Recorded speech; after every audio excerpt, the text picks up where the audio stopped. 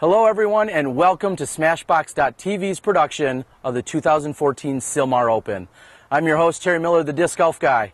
This round is round 2 here at the Sylmar Open. We've got an awesome leader card for you and we're going to bring you shot-by-shot action all round. Enjoy the show.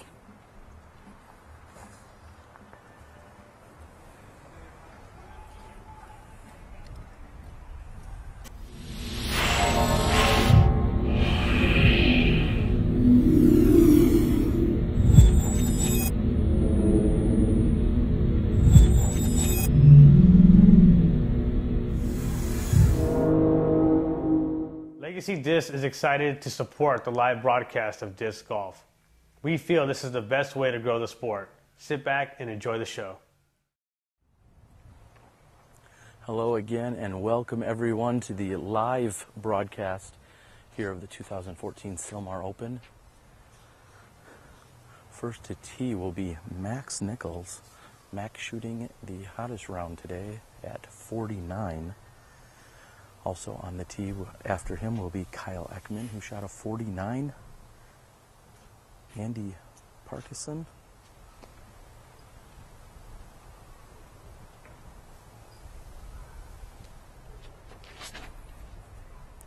And Max throwing a putter turnover shot here to this middle position.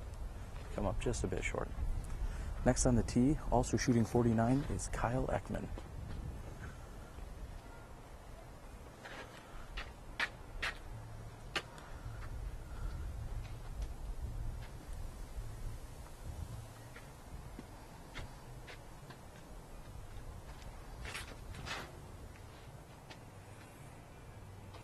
With a slight flex, and it looks like it is just short of the OB. Kyle will be fine from there. Third on the tee, shooting a 50 first round, is Andy Parkinson.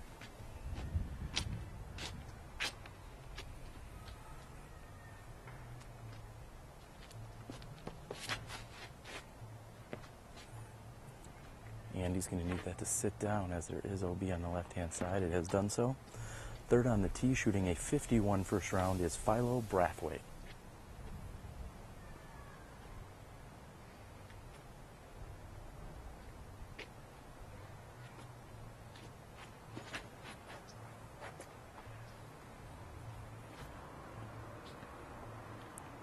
And Philo had a very nice shot that just hit a final tree on the left-hand side. And the last on the tee here, shooting a 52 first round, is Jeff Yunker.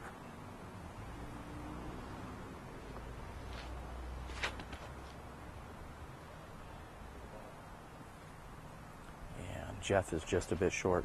There you have it. There's our tee shots here on hole 1. We are kicking off round 2, the 2014 Sylmar Open.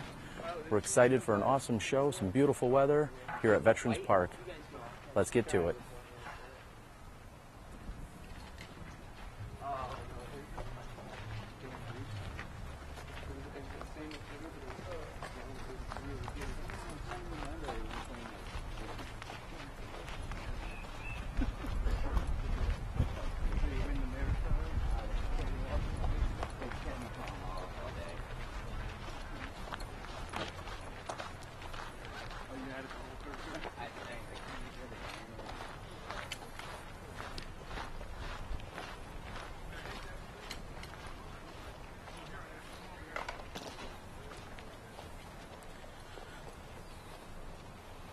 As we traverse down the fairway here on hole 1 for this round, we're seeing a little OB action over on hole 9.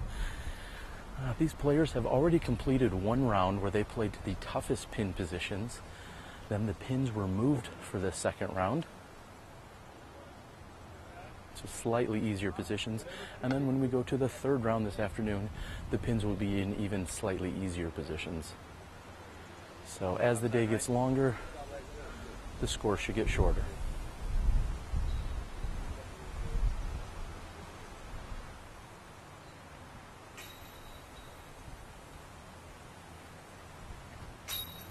Oh, and Jeff, a little premature on that, is on the left-hand side on his birdie attempt.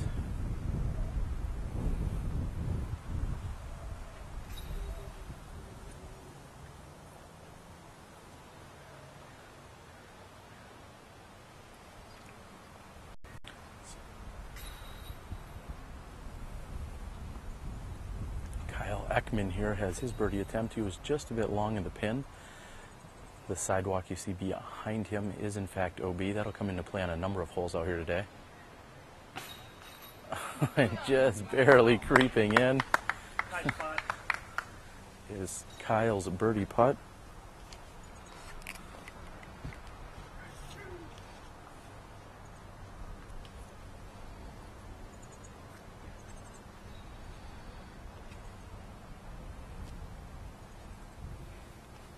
Here we have Max Nichols with his birdie attempt.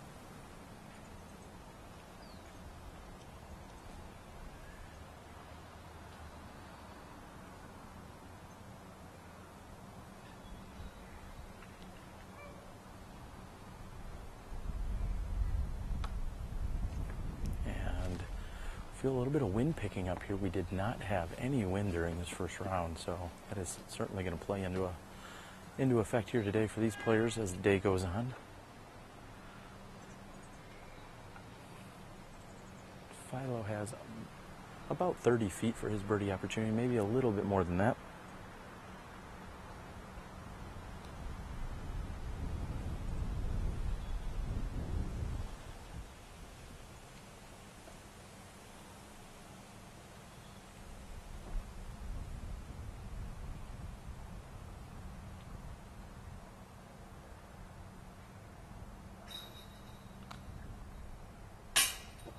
And just a bit high. Philo putting into a headwind, it may have lifted on him, and he's going to have to settle for a par here on the first hole.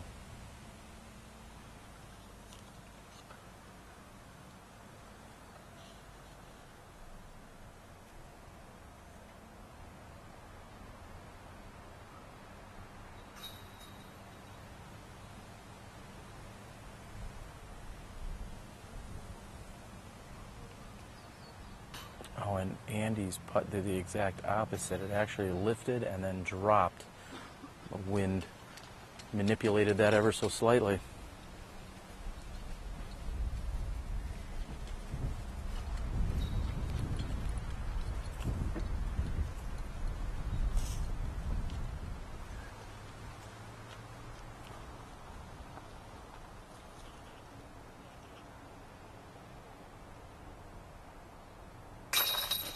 Jeff is in for his par 3.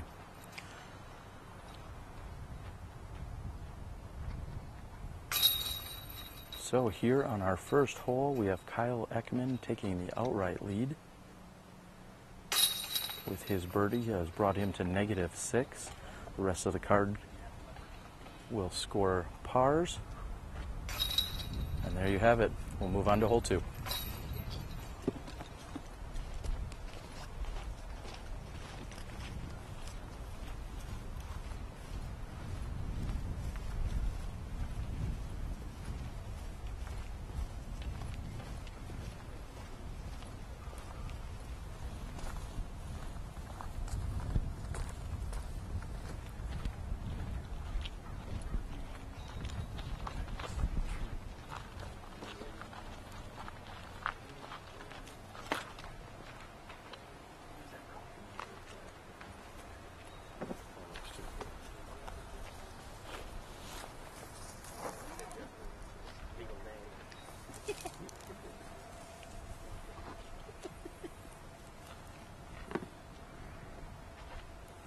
Carding the birdie 2 on hole 1 is Kyle Ekman.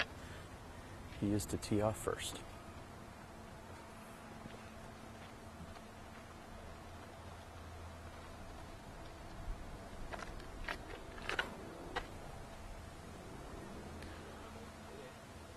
And Kyle Ekman has thrown a nice low hyzer shot to within a few feet of the pin.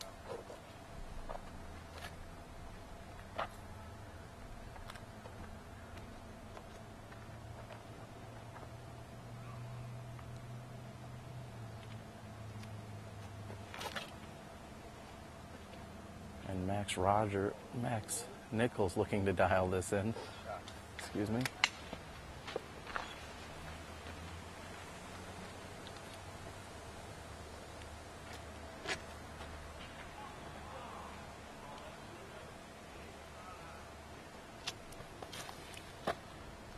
Andy was looking to hang that hyzer shot out a little wider. Unfortunately, he's hit one of the trees on the right-hand side of the fairway. I think he was trying to hang it out wider, as did Kyle.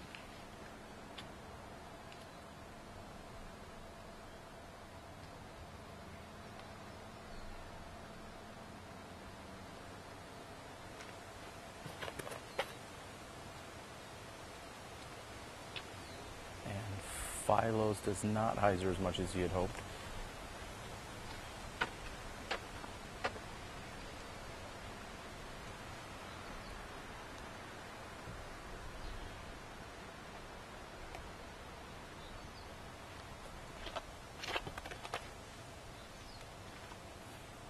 And in sneaky fashion, Jeff skips between the two trees, playing the hyzer route, and has left himself a great opportunity for birdie within 10 feet.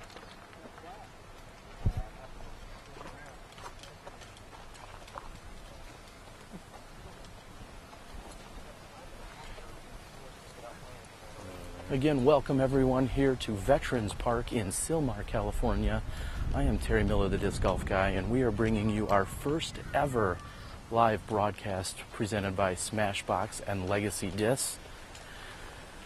We are very excited for this unique opportunity to do so, hoping this will be the first of many broadcasted disc golf rounds.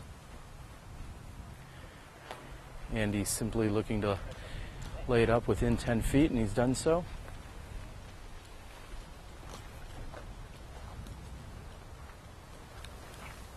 It's an absolutely gorgeous day out here at 74 degrees. First few holes have a little shade cover, and as I said, the wind has picked up considerably from first round, where it was essentially zero wind for the entire round. However, it is absolutely a beautiful day out here at Veterans Park.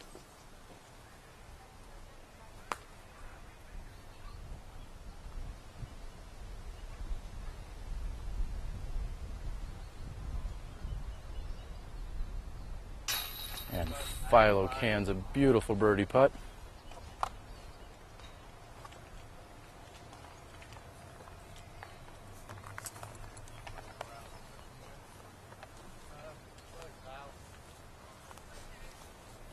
Max directing a little traffic as to who may be out next.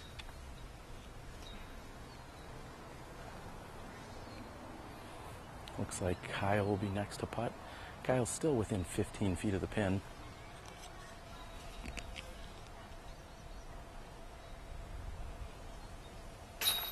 And Kyle makes good.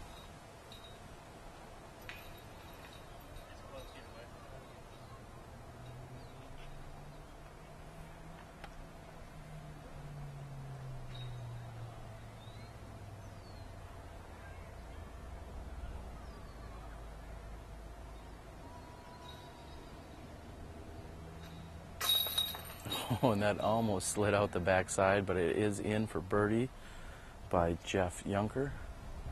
Max Rogers has about the same distance. I apologize, Max Nichols.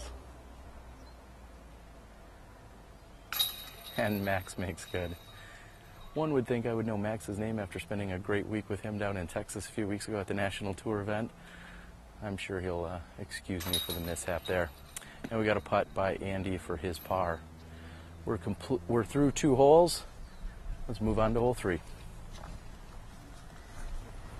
Max Nichols here. This is hole 3 at Sylmar. Pin is located just short of a drop-off, so I'm going to be throwing a stable mid-range. I'm going to try and keep it short because I don't want to go flying down the cliff. And that's how you play hole 3.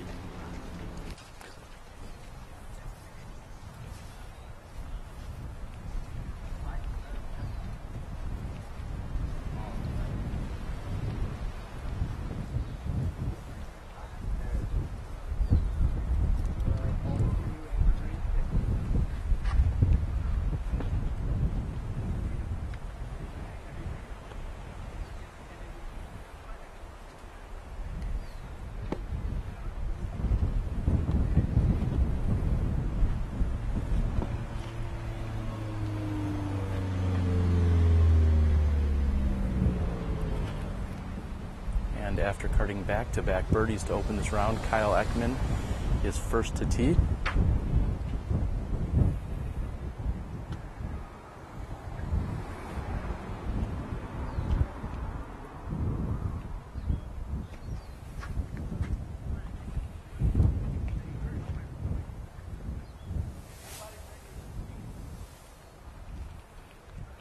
Kyle's shot is flat, and then hyzers out to the left.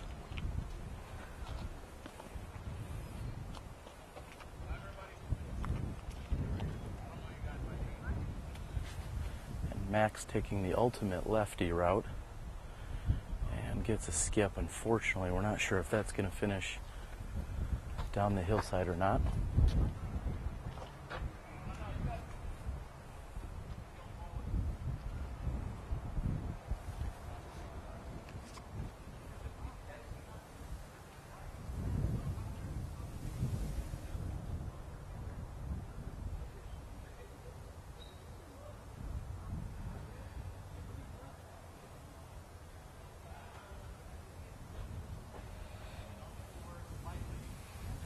Philo throwing a wide right shot. Unfortunately, this grass, although it is no longer wet, it is thick, and he had no skip on that shot.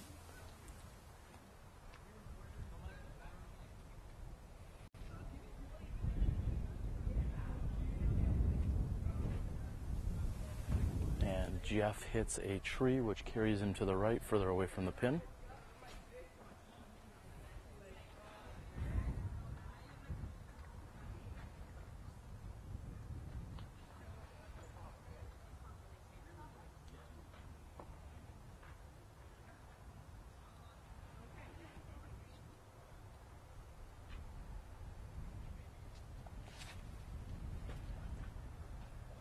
And Andy's shot also gets no skip whatsoever on that.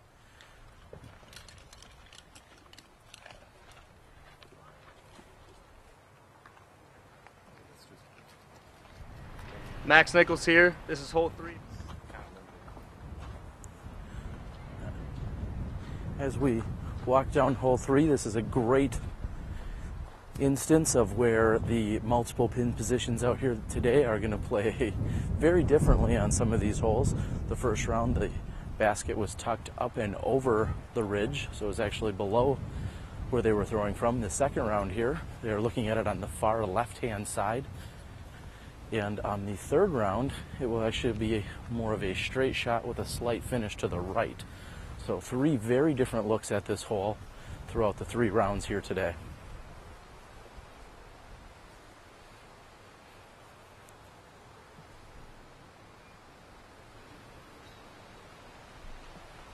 Looks as if Max did not roll too far into that bushy area on the left-hand side. However, he certainly would have loved a skip or a roll up and out of there, and unfortunately it just skipped straight for him right into that bush.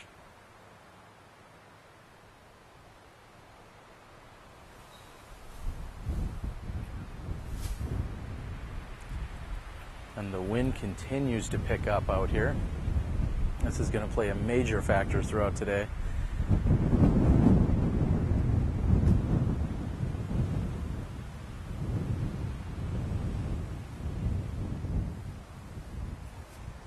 One interesting fact here about Max is he is a left-handed thrower. However, when throwing an overhand or forehand shot, he throws right-handed.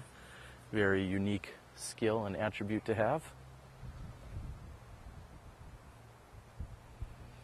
Max has approached. It looks like he should be able to save par. We'll move ahead here as it looks as if Kyle may have actually gone beyond the basket.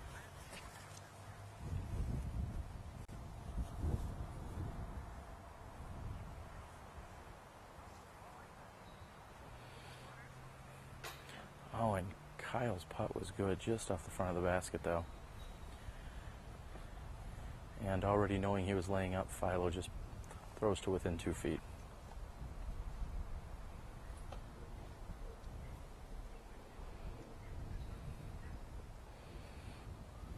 Jeff also really just laying up. And we'll see the same out of Andy. Really seems to be the smart play here with a direct drop off behind that basket. All these players just laying up. If you're not within 15 to 25 feet, it's probably best just to lay up to not card a high number on this hole.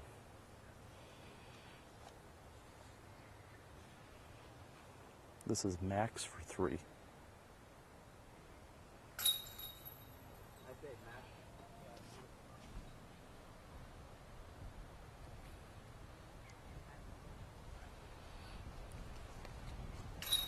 Kyle taps in for par, as will the rest of the card. I'm going to go ahead and give it to them all from within 3 or 4 feet. We have 5 pars here on hole 3. And as expected, we got a slight backup on hole 4. We're going to move over that direction. Again, we hope you're enjoying the show. This is SmashBoxxTV live disc golf coverage presented by Legacy Disc and Terry Miller, the disc golf guy. Beautiful Southern California. Veterans Park at the Sylmar Open. We'll be back with you in a moment. Hey, how's it going? My name is Brian Veggie, number 23985. We're standing here at hole number 4, the short position at Sylmar. We're looking at a double Mandy here. Got to make it through these first 2, and then about another 150 down, there's a third Mandy on the right. And there's also a river coming through the middle of the fairway. It's a sidewalk, but we're going to play it as a river. So you got some old weed that you have to deal with. I'm looking at just taking a gauge right up the middle, leaving myself about 30 to 40 out, having a good look at a deuce. That's what I'm looking to do. Hopefully that comes in Saturday. We could. If you want to ask Jeff about his cart real quick, that's fine too. Jeff, do you mind? All right, we're back. Some of the fun stuff we can do here is we've got a little bit of a backup, and Jeff, some of our viewers at home have already picked up on your cart.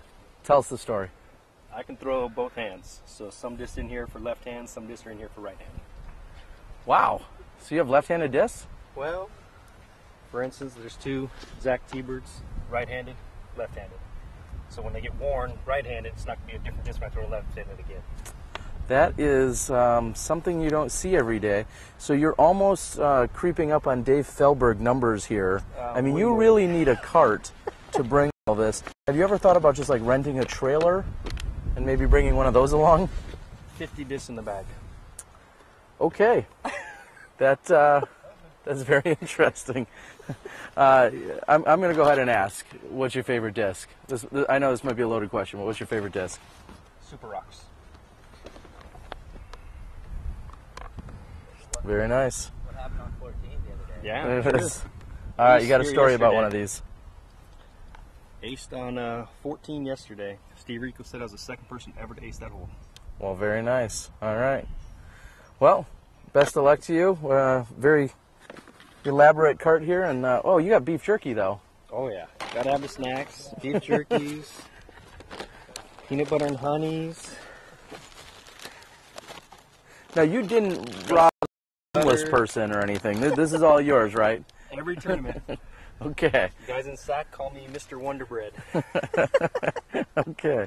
All right. Well, there you have it. That is Inside the Cart with Jeff Youngkin. That's going to be a new segment here. We don't normally have that to offer, but Inside the Cart with Jeff. Again, welcome everyone. We hope you're enjoying the coverage here at the 2014 Sylmar Open. This is always a backup hole over here on hole 4. First round they played, they actually had a triple Mando to meet. Second round they're actually playing from where the drop zone is if they were to miss the first Mando. So very challenging hole, and we'll wait for the second card to clear out, and then we'll bring you more of the action.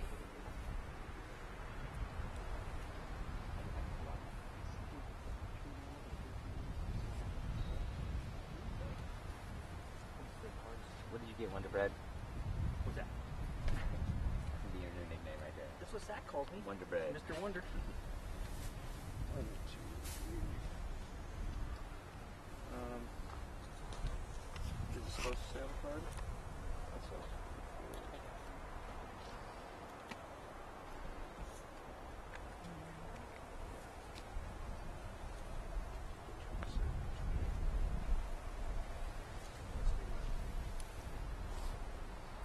An opportunity to take a look behind us as some of the players are playing hole 3. There's a nearly full field out here today, making this course a little bit congested, I guess would be a good way to word it.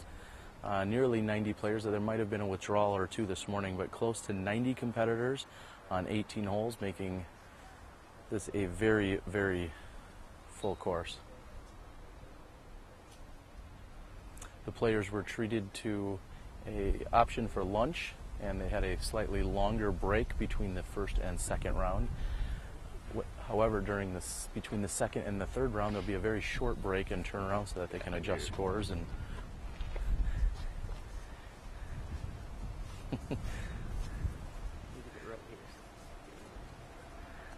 559.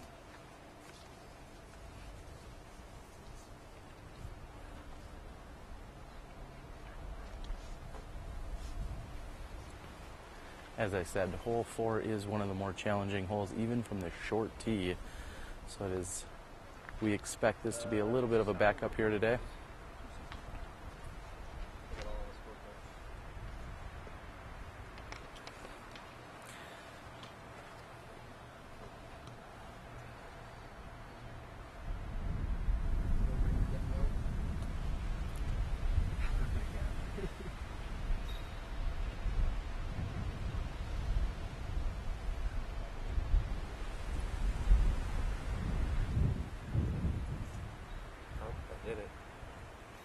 And it looks as if the players are just about cleared out. We can see the pin. This pin is straighter than what we saw during the first round. It was actually tucked up and to the right, making it a very precarious placement. However, this round they'll be able to see it. I think we're going to see a lot of players throw a right-handed forehand shot that they want to turn over slightly left and have it finish hyzering to the right. Kyle Ekman, 2 down after 3 holes, and he's on the tee.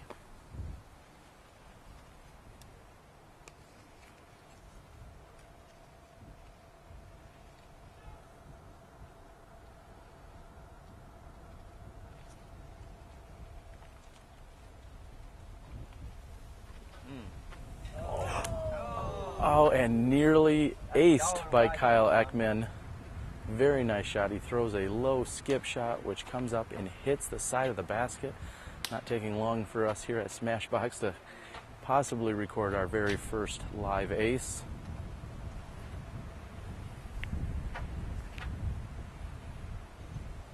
Max Nichols on the tee.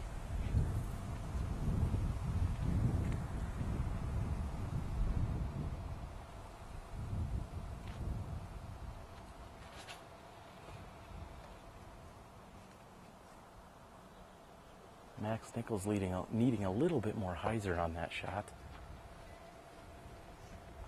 Third to tee, Philo Brathwaite.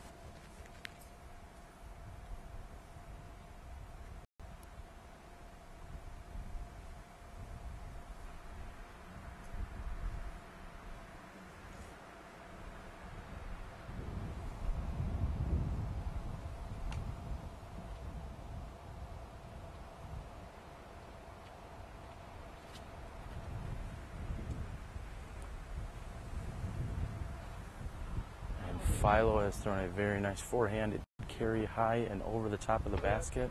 He will be looking at a birdie opportunity from there, though.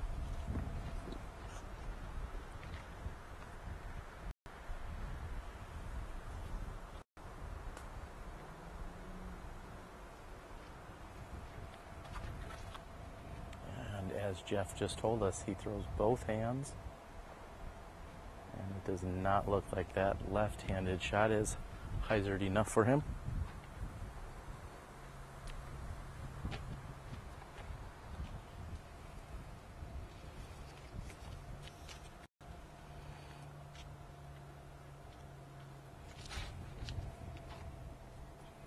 And a very nice low forehand shot by Andy. However, it did not hyzer as much as he had hoped. The wind was fighting it slightly.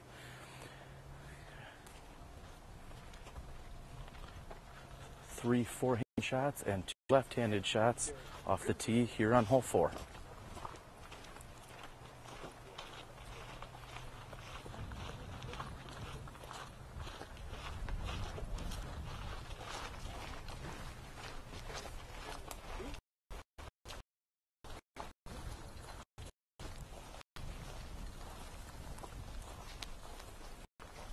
As we walk down the fairway on hole 4, we're actually walking through a very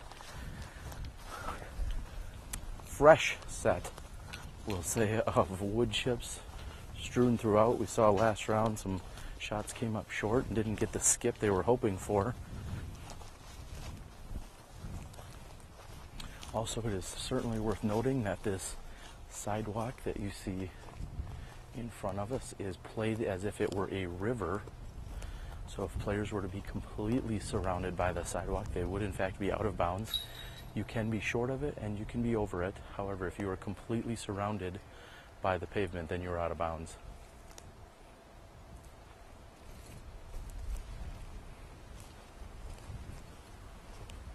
Jeff here is going to hold off for just a moment as the second card is teeing on hole 6.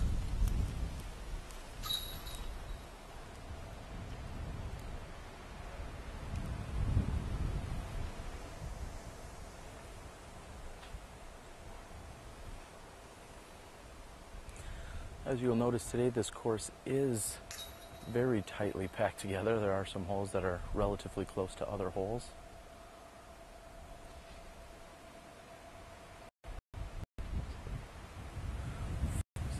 Forehand shot, skipping up. And who can be conceived as one of the highest rated caddies of all time in the caddy department is Johnny Tompkins. Johnny, in fact, the man on the disc golf bag when Paul Macbeth has won back-to-back titles, world championships. He was there for both of them. Earlier I asked today if he would be on the bag for Paul's Worlds this year, and he said that he thinks Paul's dad will be caddying, in fact. And Legacy co-owner and all-around unbelievable professional golfer Steve Rico with his tee shot. Now throwing a forehand is Wally. And that looks to be a really nice shot for Wally. As they traverse down the fairway, we will move back over here to the action.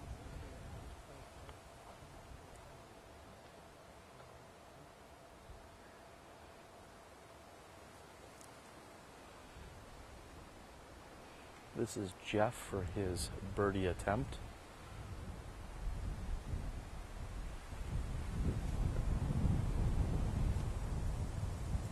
Oh, and it actually carries above the basket, just a bit long.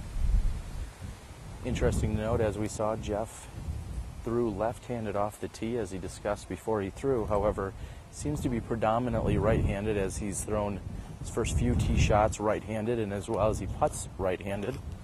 However, it must be nice to be able to have a left-handed drive whenever you need it.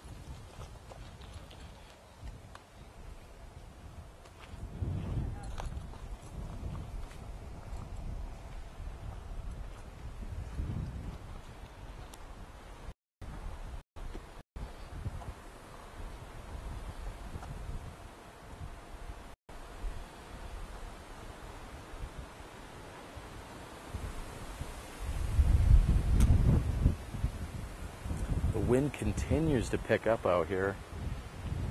Andy has at least 45, maybe 50 feet to the pin here.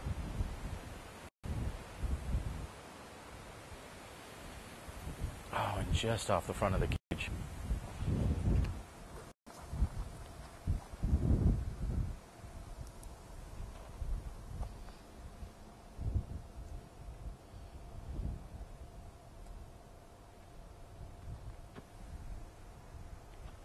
The wind may have lifted that slightly as well, as Max's birdie attempt carries just over the top of the basket.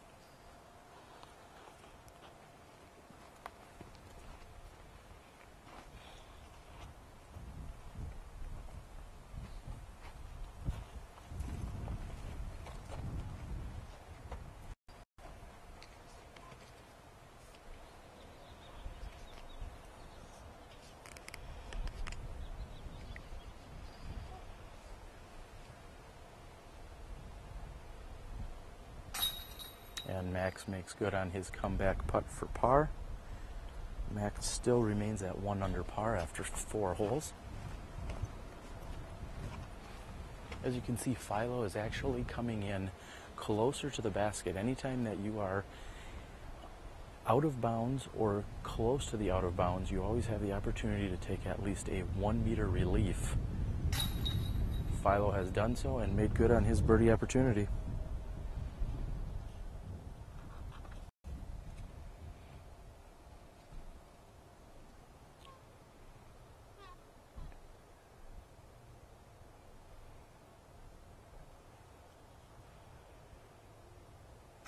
And Jeff is in for his par. After hitting the basket on his drive, Kyle Ekman puts in for his birdie 2 and moves to 3 under after 4 holes. And the rest, I apologize, Andy Parkinson takes his 3 and is sitting at par after 4 holes.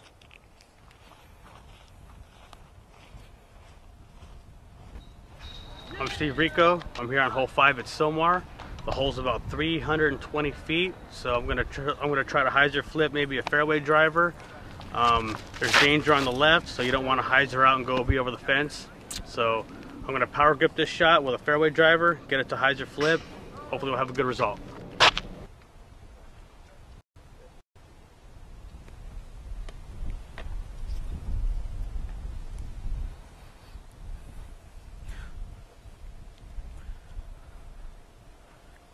After the birdie, Kyle Ekman is on the tee here on hole 5.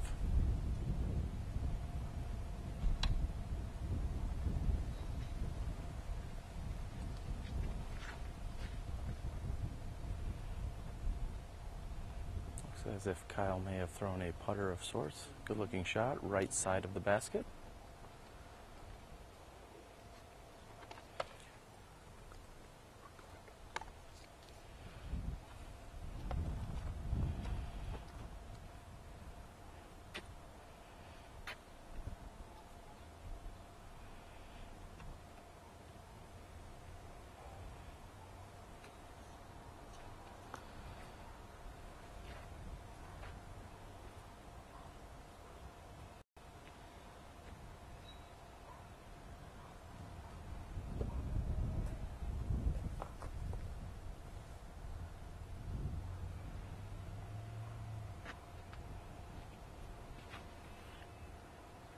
Philo's tee shot also is a bit right, but it does finish and it looks like it hyzers off.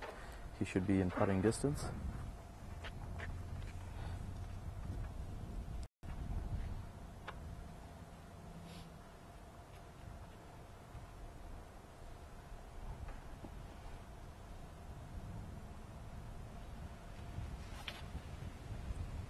And Max Nichols' disc immediately lifts on him, and he finishes off and to the right.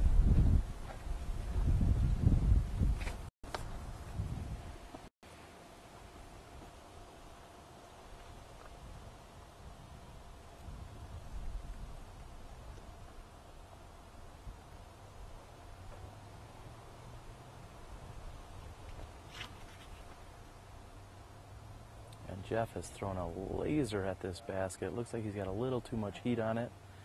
He's going to be past it. However, it was a good looking line. It's rolling, Andy. I couldn't even tell you. And last to tee here on hole 5 is Andy Parkinson.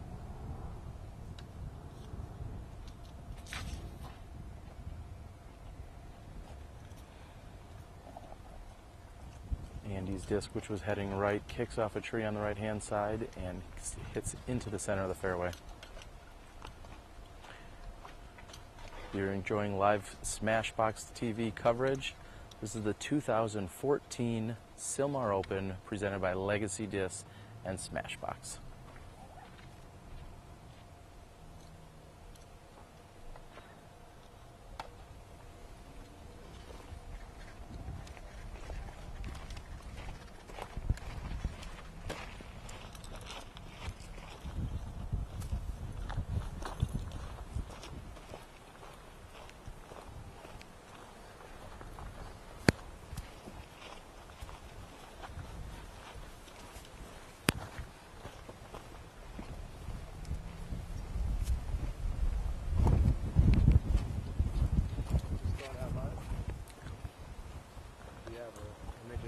Or whatever, like on your phone, I'll put it on Instagram. Yeah, I'm up.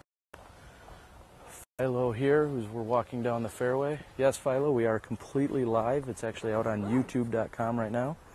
This is a SmashBox TV. Sounds as if we have a couple hundred people online watching live right now from all over the country. How's it going, everybody?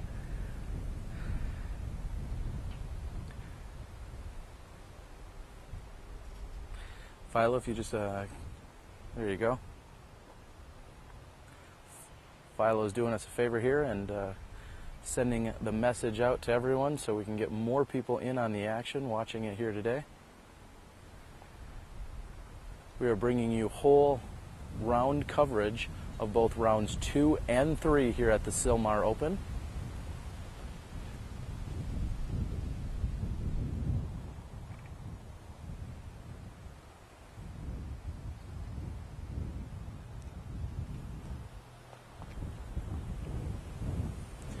And as we walk down this fairway, again, the wind is actually directly in our face. We saw a few of the discs lift due to that wind, a direct headwind. Max Nichols' disc, for instance, lifted straight up in the air due to the headwind. And we saw 3 of the other players have their discs turn over to the right.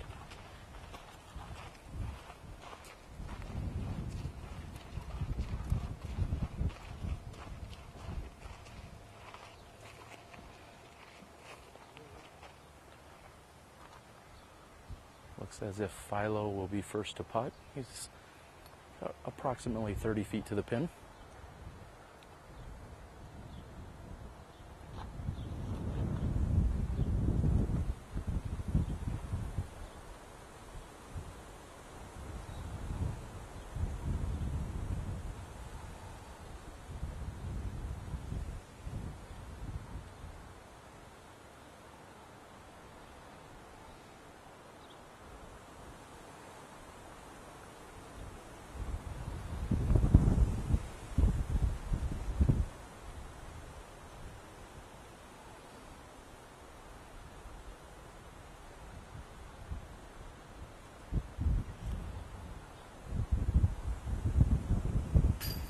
And Philo makes good on the birdie opportunity. Beautiful putt.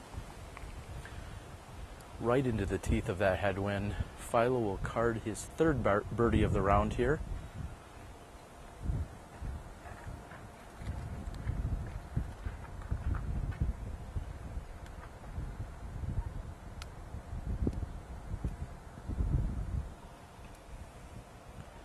And although I thought Jeff's shot had gone way past the basket, it actually only looks like it went about 15 feet past.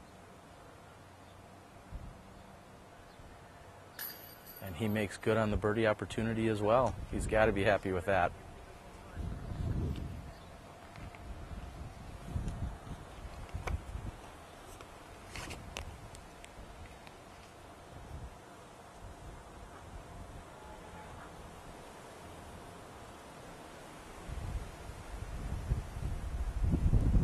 As we saw, the wind certainly affected Andy's putt there.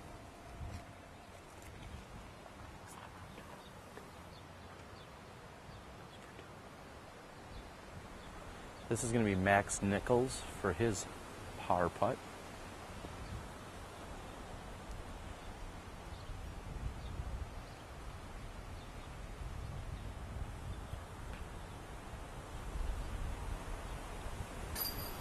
And Max puts in.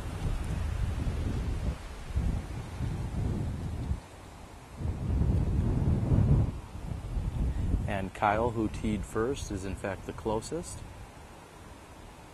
He's got 15 feet and he makes good for his birdie opportunity. He knows that it lifted a little on him, however, it was a great putt. And Andy puts in for his 4.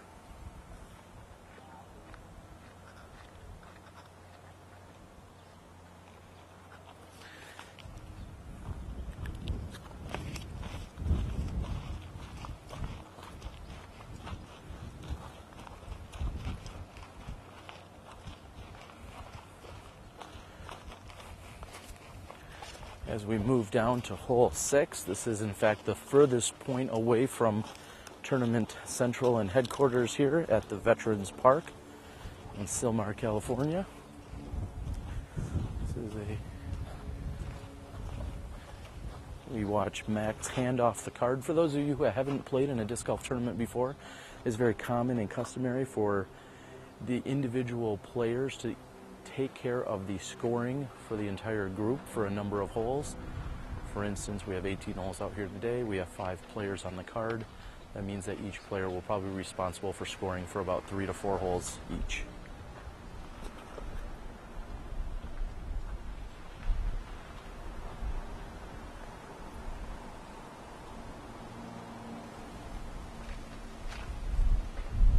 Kyle Ekman has thrown a low wide shot. He's wishing it would scoot up a little bit more.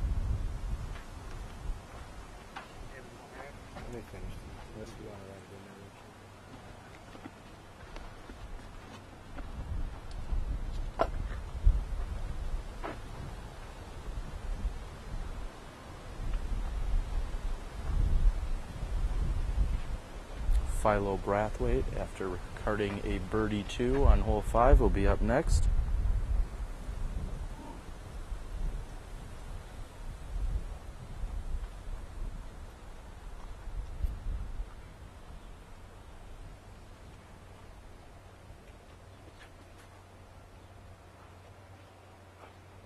Philo throwing a mid-range, which I believe is a rock. Very nice shot.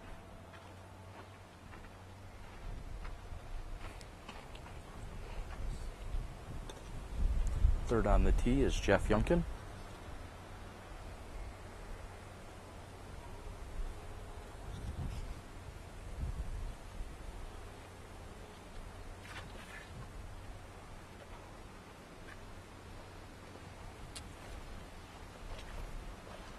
Younker.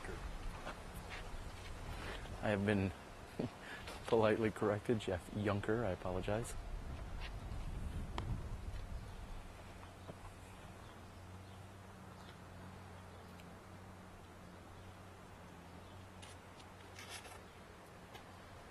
Max having plenty of room to go wide left. However, he hits a tree, so it does not hyzer in as he had hoped.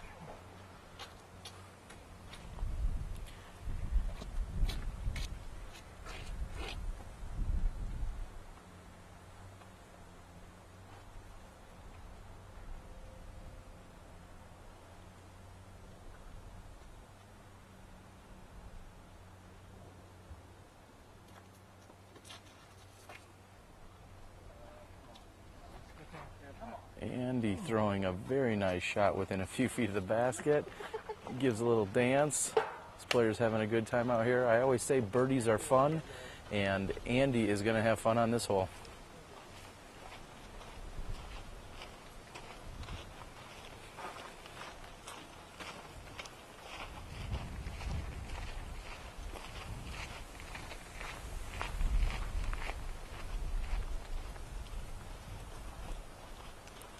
Thank you to anyone and everyone that has tuned in to watch.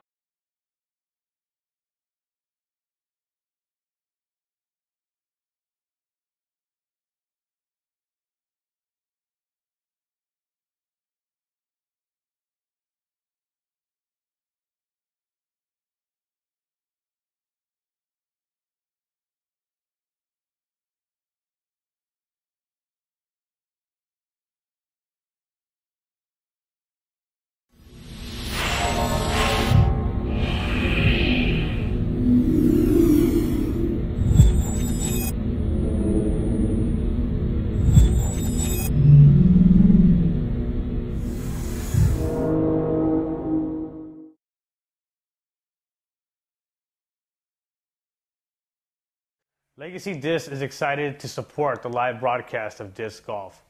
We feel this is the best way to grow the sport. Sit back and enjoy the show. The Battle of the Aces is a unique opportunity for new disc golf players to get introduced to the sport. It's also a way to have tournament directors raise funds for their future event. Local clubs can also run Battle of the Aces so they can gather money for whatever functions that they feel they need to. This is a great way for friends to come on out and play without worrying about the stroke-by-stroke play. It's a way to just have fun with your friends, enjoy the camaraderie, enjoy the newest discs on the market. The Battle of the Aces was meant for people to just go out there and have a good time. So if your club would like to run a Battle of the Aces, please visit LegacyDisc.com for more information. Legacy Disc is excited to support the live broadcast of disc golf. We feel this is the best way to grow the sport. Sit back and enjoy the show.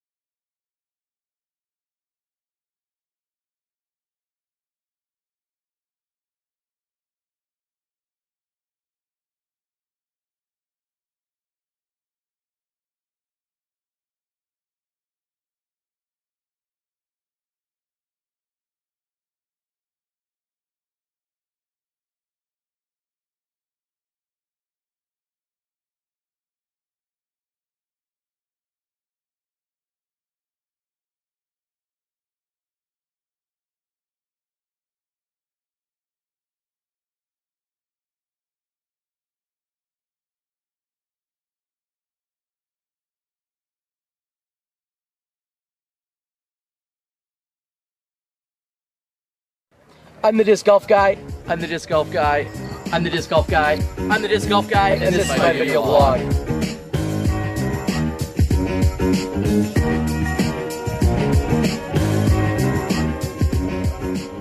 I'm the disc golf guy, and this is my video blog. Today we are at the 19th Hole Pro Shop here in Sylmar, California. I'm joined by one of the Legacy co-owners in Steve Rico. Steve, we're talking new discs today. What do you got for us? Well, we'll start with the Bandit first. It's a Speed 9 driver that we just came out with. It's great for like low flip-up shots. You can throw and bend it around corners, throw rollers with it. Really neutral disc. It's very fast, has a lot of glide, and I think the whole world's going to really like it. Yeah, I saw you throwing in the field as they're watching. There's a lot of things that you can do with it. And if you have too much power, maybe you just need to lay off it a little bit, but you can really control it to do whatever you want. Yeah, I throw it mainly with a fan grip, so I'm not powering it over too much, but it's really nice for like flip-up shots, you know, through the woods. And like I said, you can throw long rollers with it. It's got a lot of glide, so I know a lot of people really like the glide that it has. Good. And now we're going to move on to a little bit slower speed. We're moving over to the gauge, and I say slower, but not by much. Tell us all about that. It's our newest mid-range out. It's really nice, got a good feel to it. It comes out of the hand really smooth and clean. And this disc will hold any line you put it on. You can throw it straight, you can bend it right, you can hyzer it. It pretty much will do anything, whatever angle leaves your hand, it'll hold that line throughout the whole flight. And now we're seeing both of these plastics. When you come out with them, which style of plastic should I say did they come in? They're both in Icon right now. Pretty soon they'll be in Pinnacle, and then we'll move on to Protege and XL and those lines later on next year. And it's smaller driver, so it's probably about a 174, 175 max weight, and then on the gauge, a little bit larger diameter, you're talking 180 grams max weight, correct. Right? Yeah. Okay. Is there anything else anyone should know about these two discs that just hit the market? Just go out and give them a try. I guarantee you're going to like them. Like I said, these discs are, the driver's got a lot of glide. I mean, you can throw a lot of different types of shots with it, and the gauge will hold any line you put it on. Go out there and try it. I guarantee you really like it. All right, well, with that being said, this is our new product segment. We got great new discs here by Legacy. Steve Rico, Terry Miller, the disc golf guy, and as always, Play with confidence.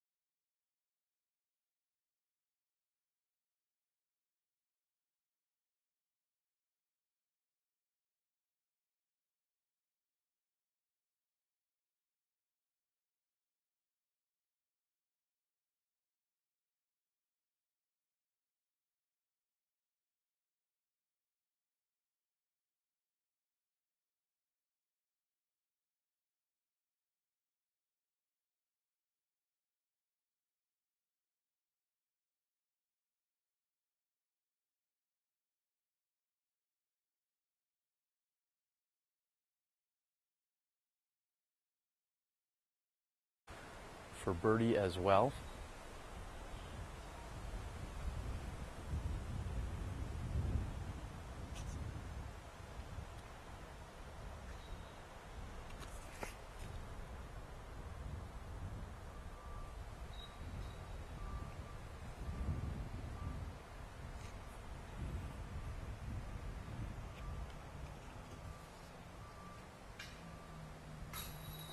Oh, and Philo is wide right.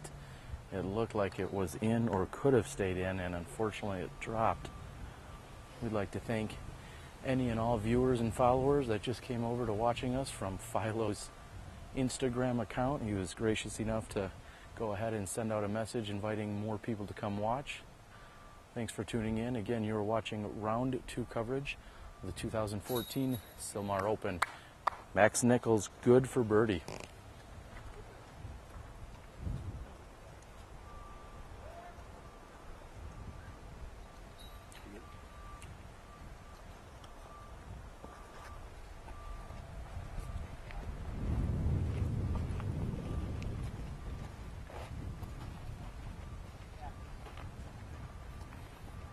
You see Jeff tap in.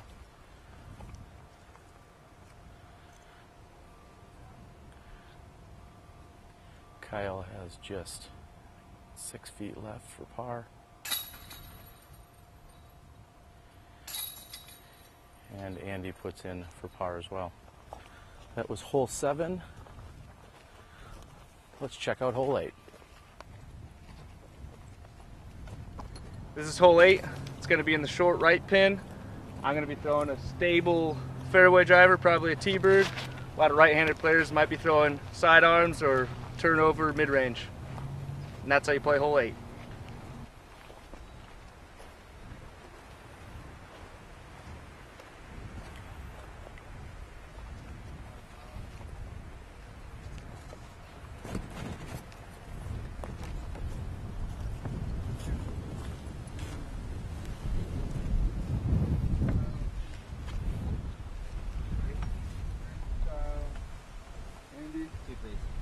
Two for Andy.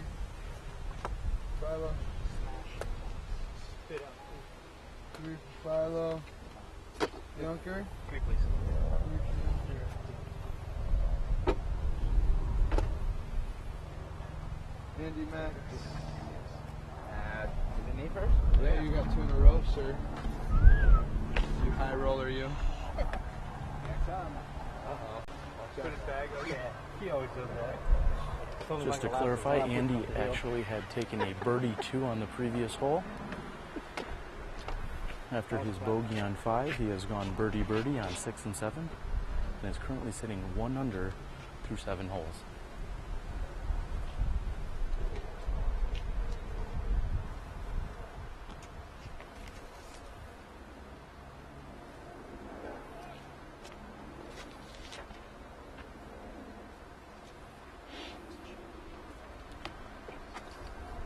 As you can see, this hole is perched up and to the right, setting up much nicer than it did in the previous round for Max Nichols, as it was buried up and to the left last round. This hole should set up much nicer for Max.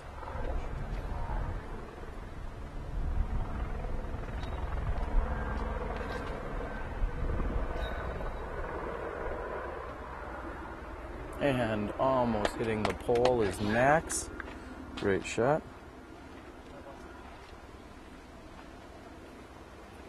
Philo, after having his spit on 7 and carding a par, he's looking to set up for a forehand shot, or maybe backhand, I should say.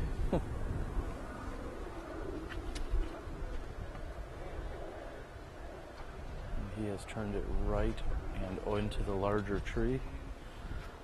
On hole 7, when we had caught up, we saw Max Nichols and Andy both carding birdie 2s, Ekman, Philo, and Jeff all carding par 3s back on hole 7.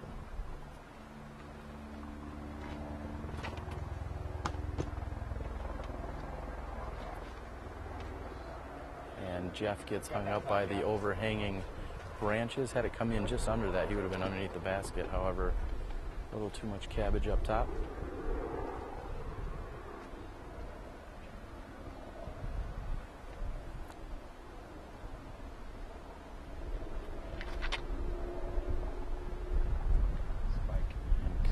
Ekman aces! Oh my, ladies and gentlemen, Kyle Ekman aces after hitting the basket on hole 4. He throws a forehand, what might have even been the same disc, and he has just aced.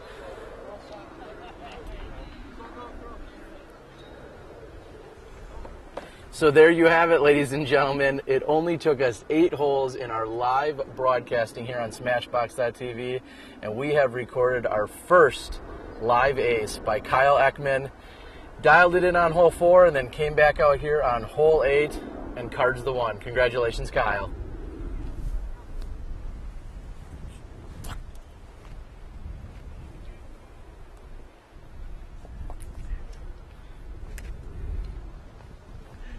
It is hard to follow that up, ladies and gentlemen, as we are going to walk down the fairway here on hole 8. Excitement by Kyle, maybe even more so by our entire crew. Very exciting to broadcast a live disc golf ace. Philo here looking to square up. He's just hoping to still card a birdie 2.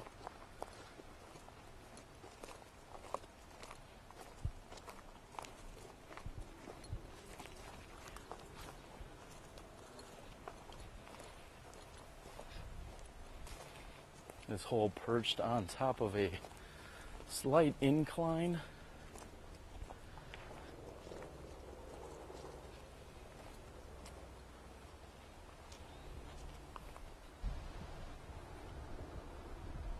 And Philo just short. He's just going to have to take a par 3.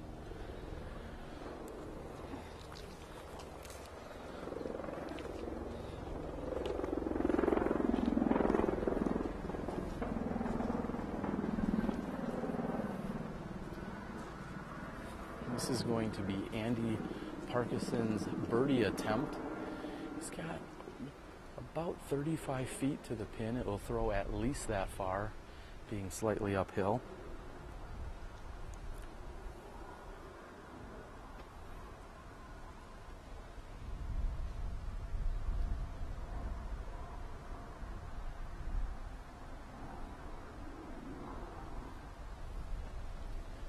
Andy's putt comes in just a bit low on the right-hand side.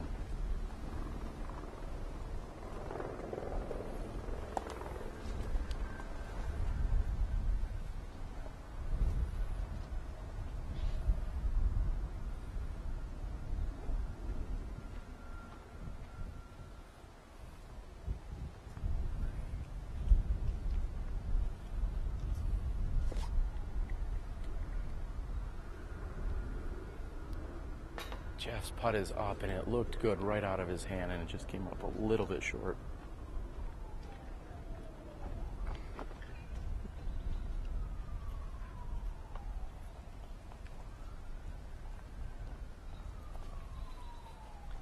And Max Nichols is left with less than 12 feet to the pin for his birdie opportunity. Max looking to only lose one stroke to the now leading Kyle Ekman. And with his birdie, he has done so.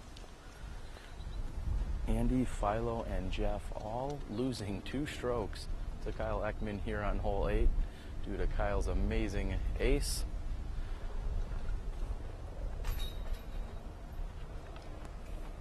And there you have it again, ladies and gentlemen, hole 8, ace by Kyle Ekman. I'm Kelsey. This is hole 9 at Sylmar Disc Golf Course. The obstacle here is to make the mando and keep it in bounds. There's pathways on either side if you go long or if you go to the left. So you just want to make the mando and keep it in the fairway.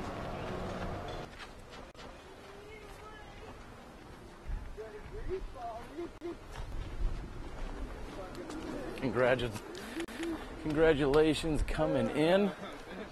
Kyle, we got a minute here if you don't mind. Congratulations. Our first ever live broadcast. We thought you were going to dial in on 4 and then you come back on 8. Tell everybody what just happened. Well, Caddy told me to go with the sidearm again and threw it up and over the bush like he said, and it just hopped up, jumped right in there. All right. So, I mean, and the disc was? It's a Champion X-Scale. So, good disc to have in the wind. There you go. The wind's picked up. You're off to a great start. You can never complain about an ace. Let's see what you can do on the back 9. Appreciate it. Nice shot. Kyle Ekman with our first ever SmashBoxxTV ace.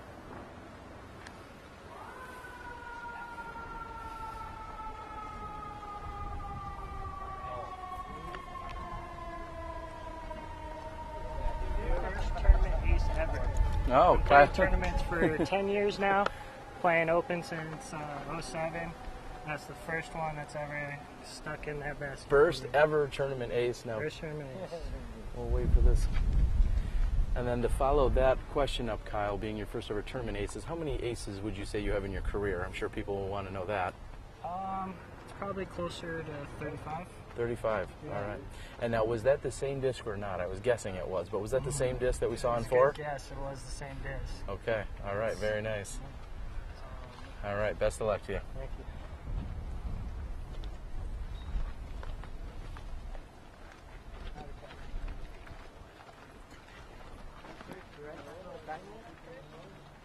So as we said, we are here on hole 9. They are not quite halfway done with the round. However, this is a great opportunity. We'll be heading back near the Pro Shop, 19th hole Pro Shop here at this course. Makes the turn to come back to hole 10 just after this.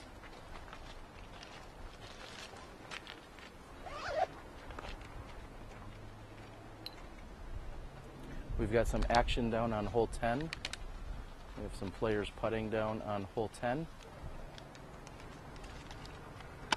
And we also have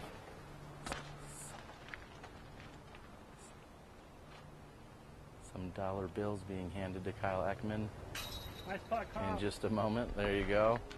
Everybody's handing their dollar bills over to Kyle. For those of you that don't know, it's relatively common to either pay anywhere from $1 or $5 to someone that gets an ace in your group. So even here at the professional level, they're exchanging common practices, handing off dollars for the ace. Thank you. Amazing to think that is Kyle's first ever tournament ace.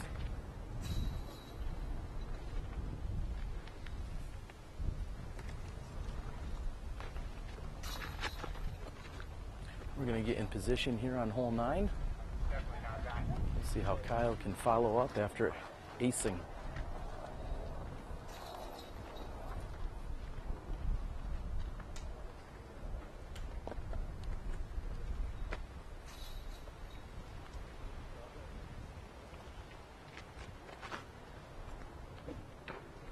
And Kyle's hit a tree on the right-hand side.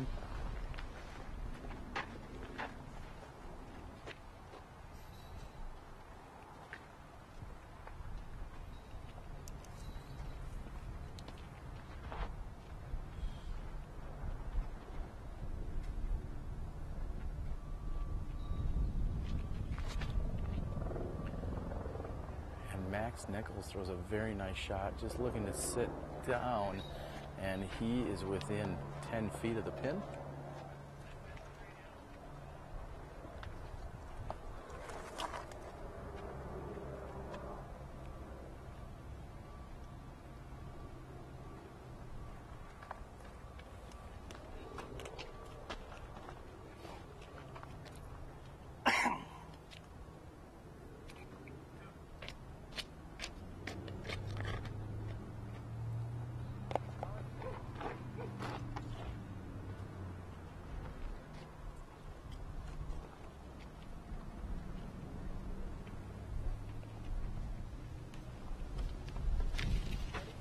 Andy opting to go straight up the gut here. There is a mandatory on the right-hand side.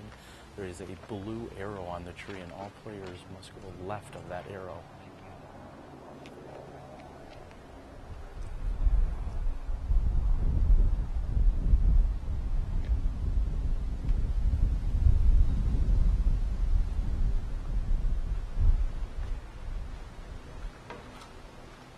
Philo opting for a disc change here. He had a rock in his hand. Looks like he may go move to something else. Okay, he's moved to another rock, which is very interesting. It must be a little bit more stable rock.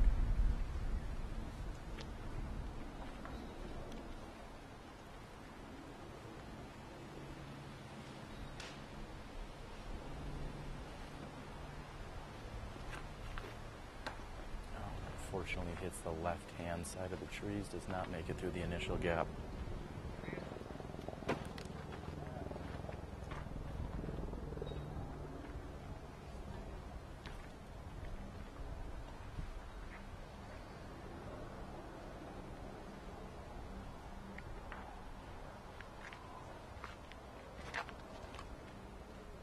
Oh, and narrowly missing one tree but catching another is Jeff's shot.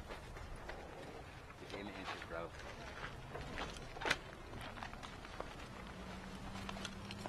We are nearly halfway through this round. We are moving back toward the 19th green pro shop. We will soon be making the turn to the back. Again, you're enjoying live broadcast coverage by SmashBoxxTV, presented by Legacy Disc and the Disc Golf Guy. You're watching second round action from the 2014 Sylmar Open.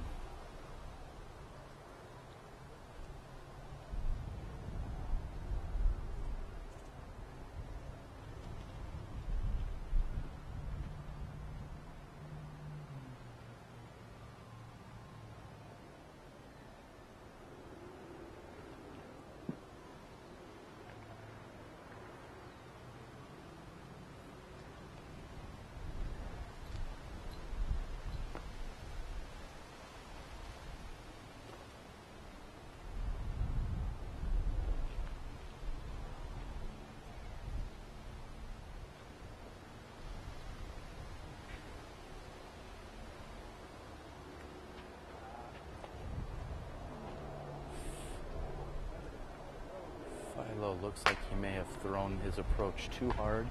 I believe he did go out of bounds over the concrete sidewalk on here. We will confirm when we get closer.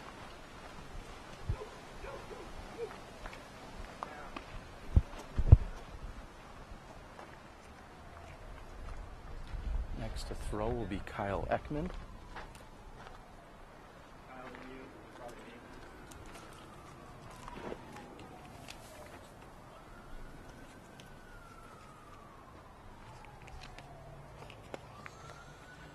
And Kyle has approached nicely within 10 feet of the basket.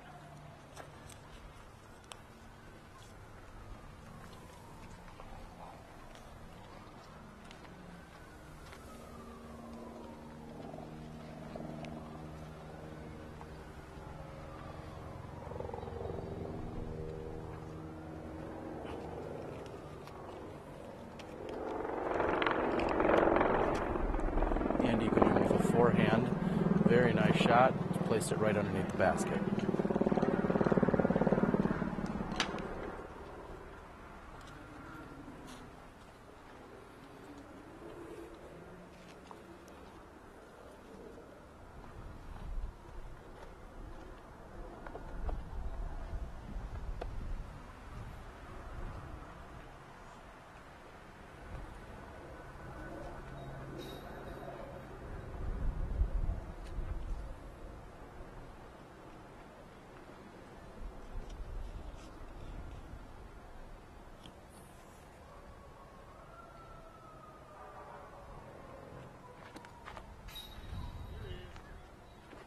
And Jeff has put himself within 15 on that approach.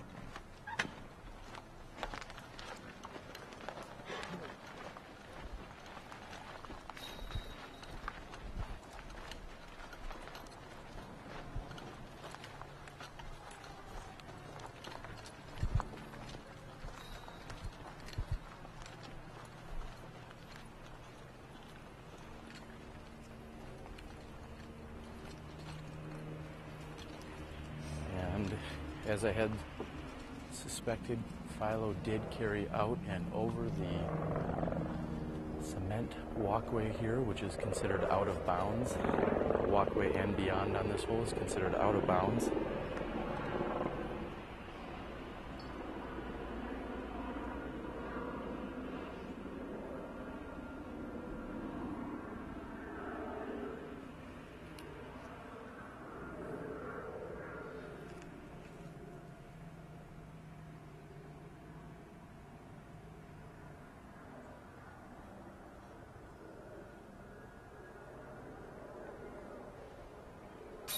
And Philo makes good on his 30-footer.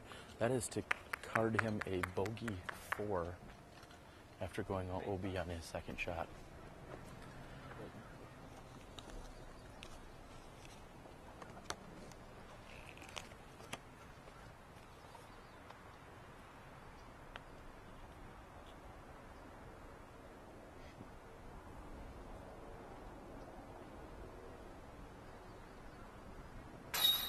Yeah, Jeff. And Jeff is in for his par 3.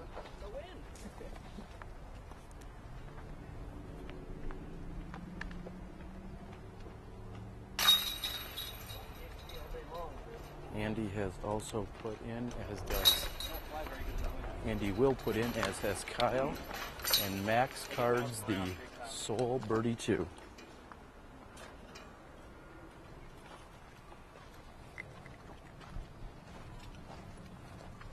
And there you have it, ladies and gentlemen. That is the front 9 here at Veterans Park at our 2014 Sylmar Open second round. In just a few moments, we will confirm that our scorecard tallies match what the players do, and we'll give you a scoring update.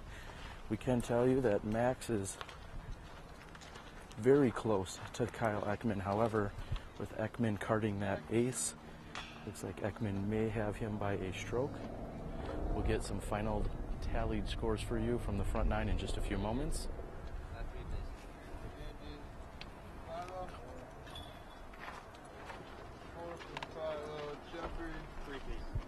Thank you.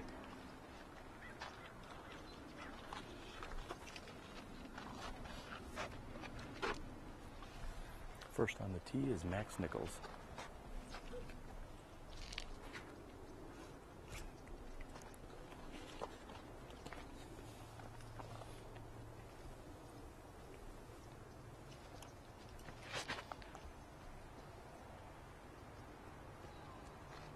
Max is throwing a very nice drive, playing for that skip.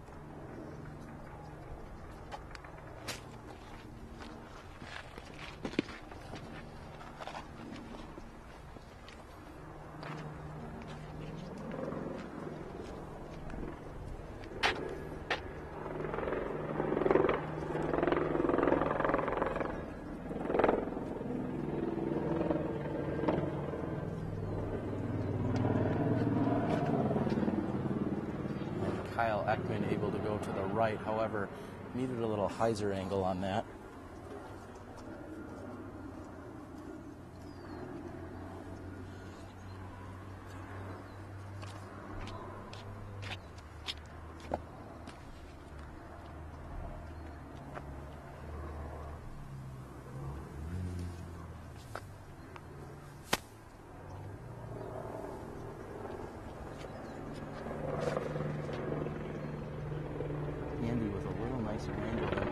Kyle, you're going to need that to sit down as it's a very fast green up there.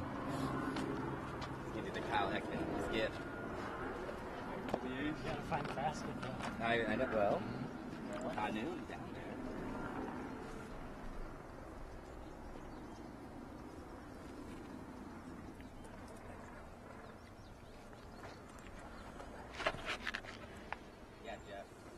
Jeff looks to have a very nice shot. And he's up and above the basket on the right-hand side.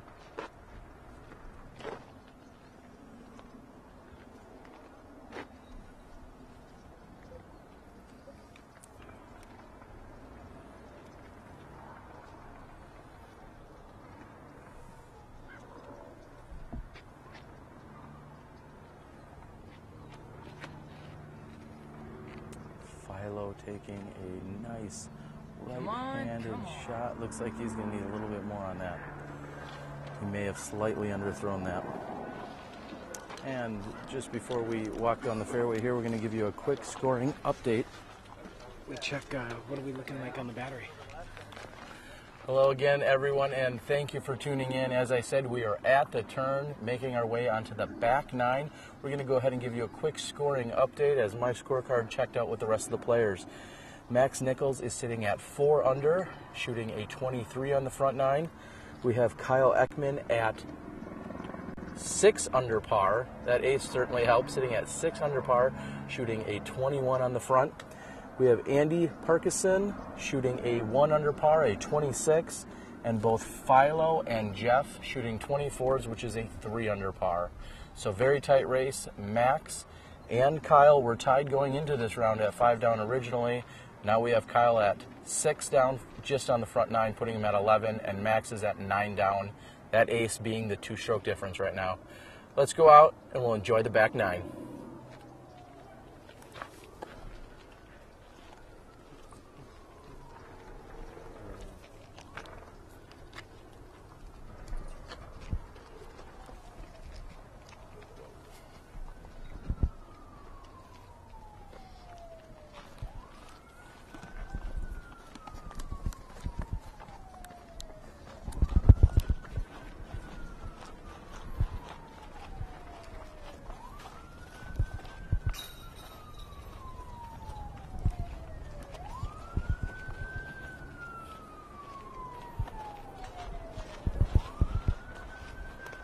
As you can see, we are just looking to catch up with the rest of the group here.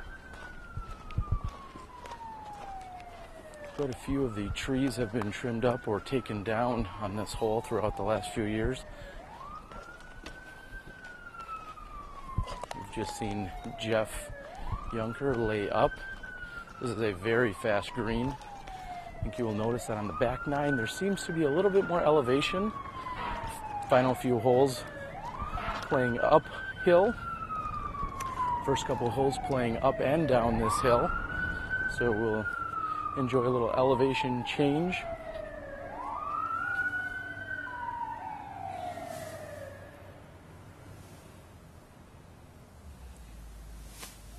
We've got Andy from about 55, maybe 60 feet below the basket. That is a tough uphill putt. He's going to have to settle for a par 3.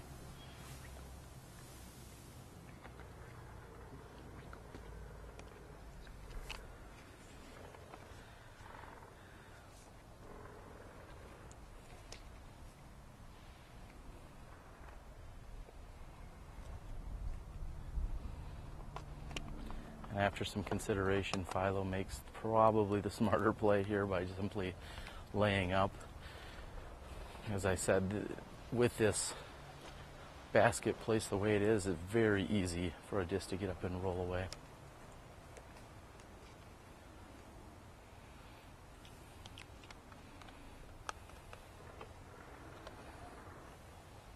This is Max Nichols for his birdie opportunity.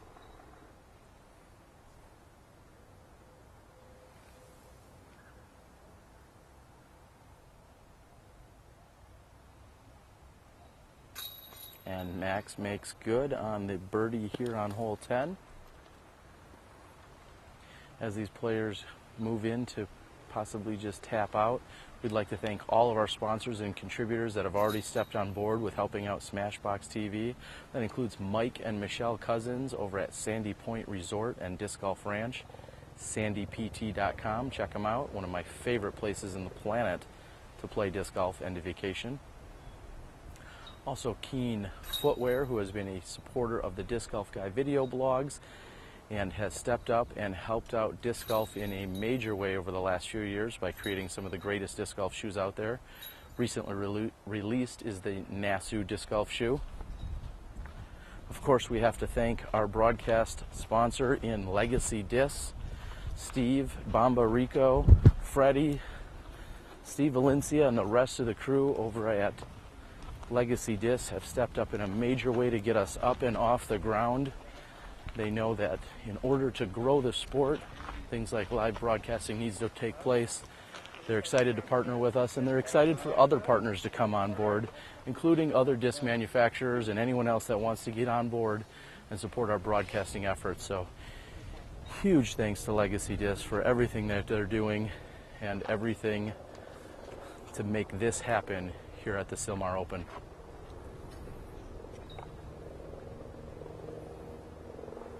Legacy Discs is excited to support the live broadcast of disc golf.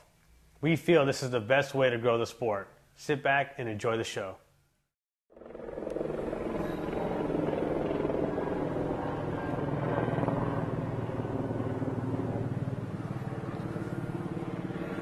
All of the players here on hole 11 are standing down just for a moment.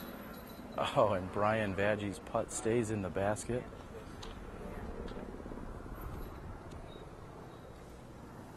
We've got Max Nichols, as we said, on hole 10, carding a birdie 2. I believe the rest of the group had carded par 3s.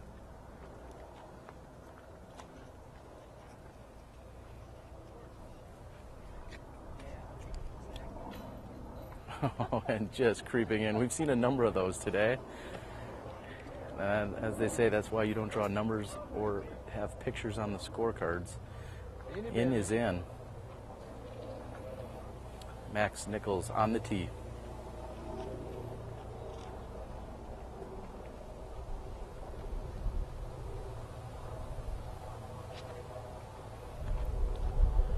And left-handed Max Nichols is able to go out and around. He has a much wider gap over there. Very nice looking shot by Max.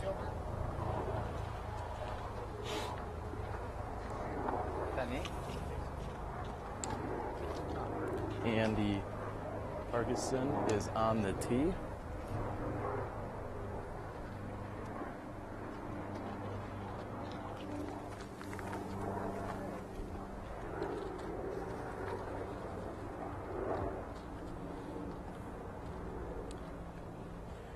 Apparently they had faked me out. Kyle Ekman is on the tee.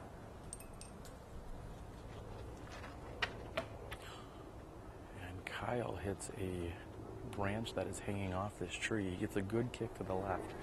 However, it would have been a much nicer shot had he not touched that tree.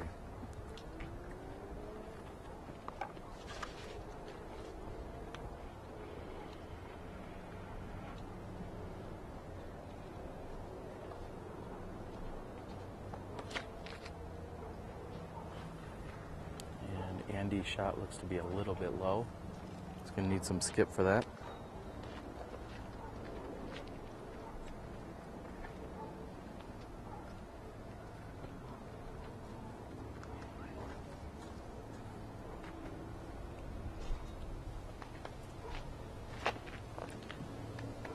And throwing his favorite disc, the Super Rock, is Jeff Yunker. It looks like it has gone long and deep of the basket. Last to tee, Philo Brathwaite.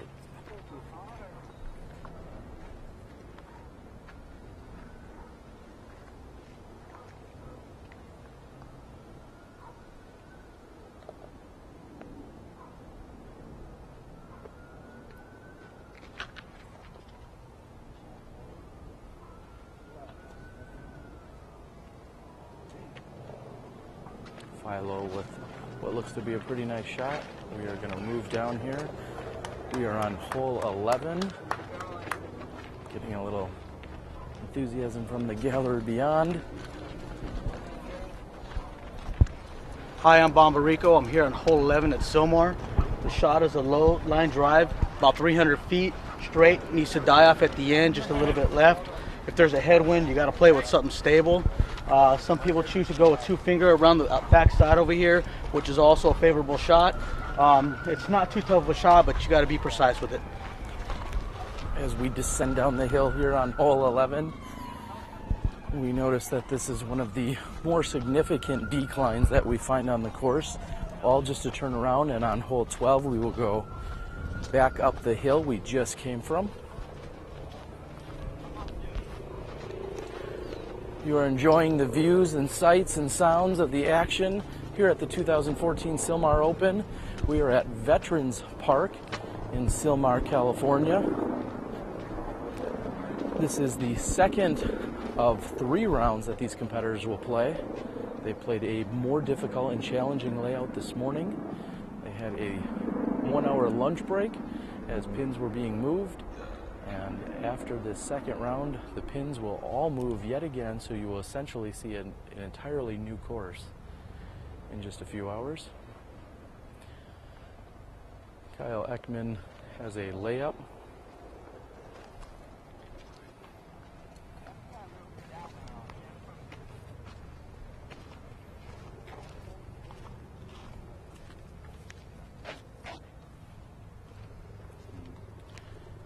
The rest of the players are determining exactly who's out. It looks like Jeff, as I had said, he did throw his favorite disc, which was a Super Rock. However, he went a long way past the basket.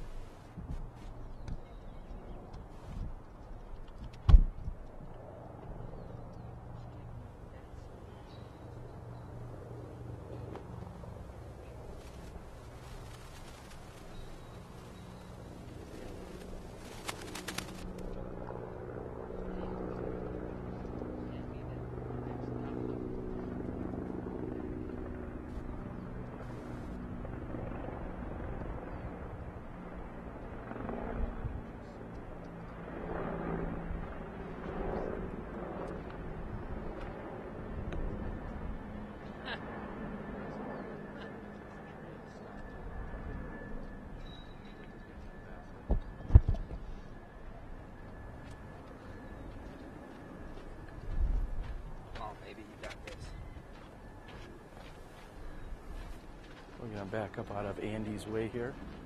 Andy's sitting with about 40, maybe 45 feet from the pin. Slight tailwind.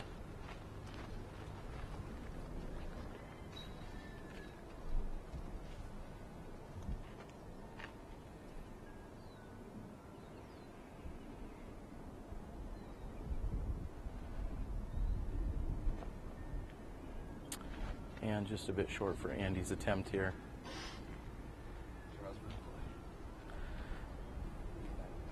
The last birdie opportunity is to Max Nichols here. Max, who threw his left-handed hyzer out and around the tree.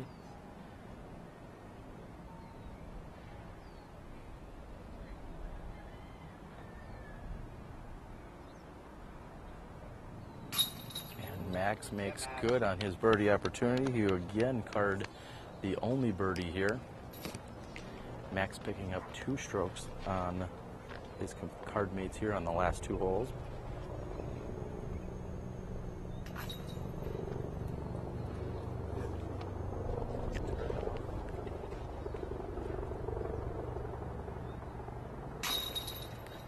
Kyle puts in, as will the rest of the competitors, and we're going to move over to the uphill hole 13.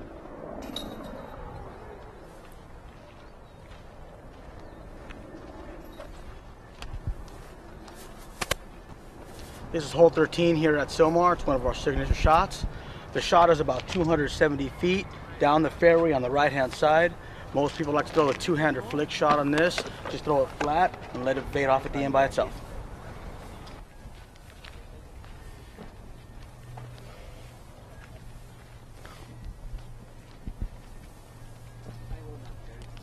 I'm doing just fine. How you doing?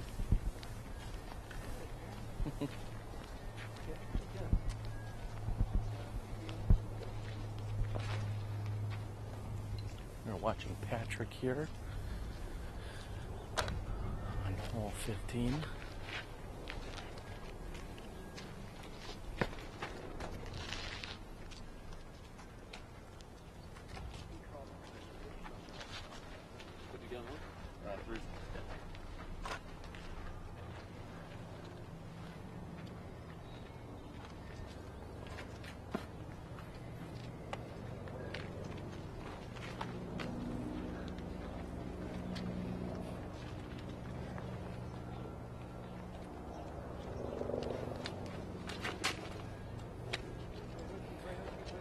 And arguably the best dressed player on the course, Ben Ferris, throws his shot here on hole 15.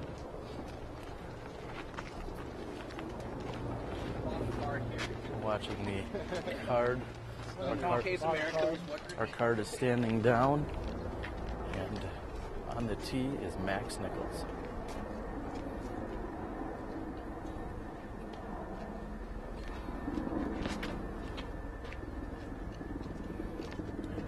Narrowly missing that tree branch. Looks like he has put himself just above the pin. Maybe leaving a 30-footer for birdie.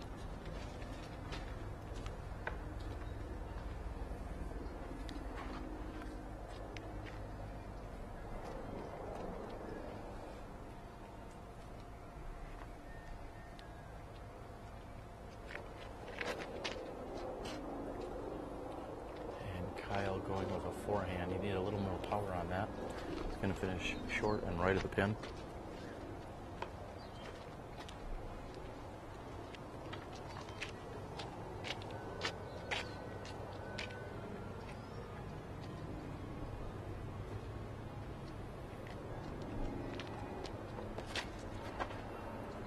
And he throws a turnover with a little too much turn.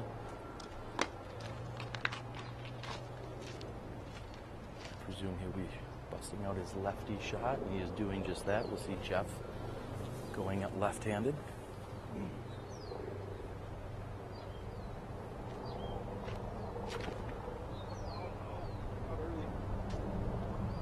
And Jeff is short and left. I apologize, Jeff is short and right of the pin. Not quite enough flat, so to speak, on that shot.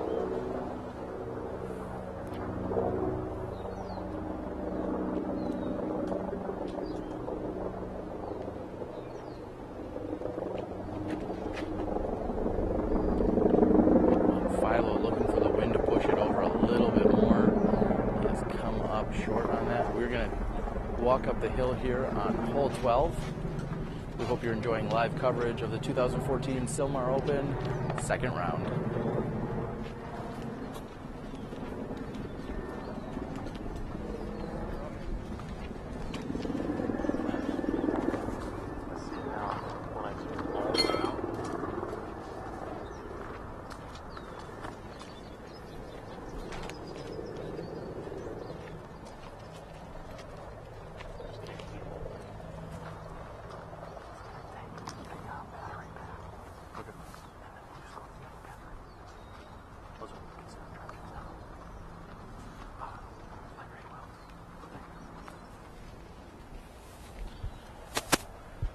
As I said, we are walking up hole 12 here, 11 and 12 being the two greatest inclines and declines that we'll find on any given hole.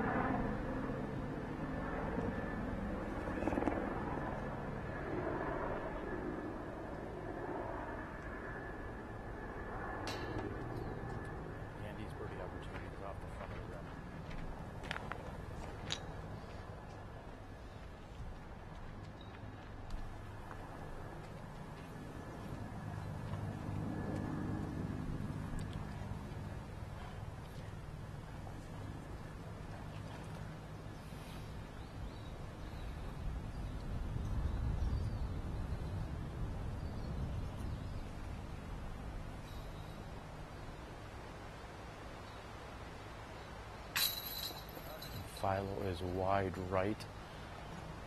Looked like it was about to catch edge. It was a good thing that his putter decided to sit down for him. He's going to have to just tap in and take his par 3 here. Philo looking to get on that birdie train. Again, we have Kyle Ekman tapping in for his par 3. Andy will take a par 3 and Jeff will take a par 3. So for the 3rd consecutive hole, we have Max Nichols carding the only birdie on the card, distancing himself from the rest of the card.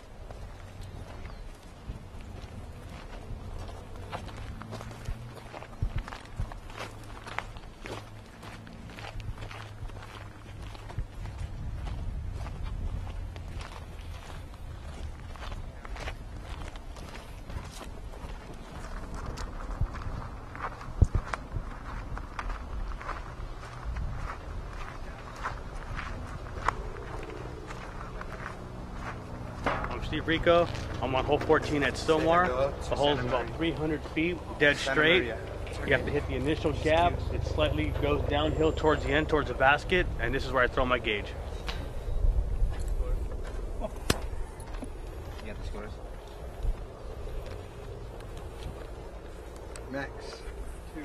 2 for Max. Kyle. 3 for Kyle. Andy. 3, please. 3 for Andy. Philo. 3 for Philo. Yunker. 3. 3 for Yunker.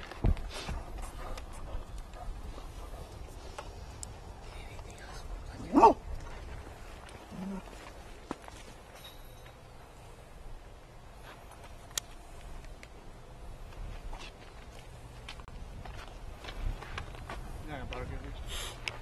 Dan, yeah. Either bring him right next to me or back up. So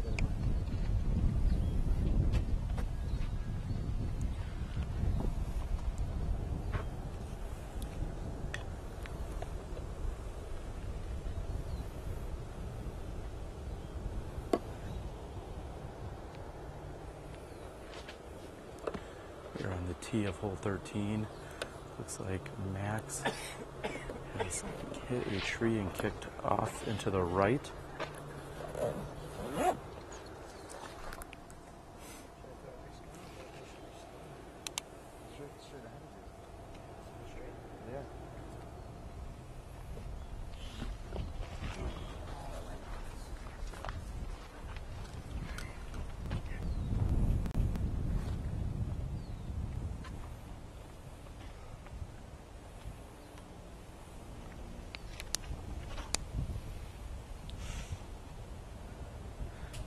Kyle Ekman hits a tree and comes up short.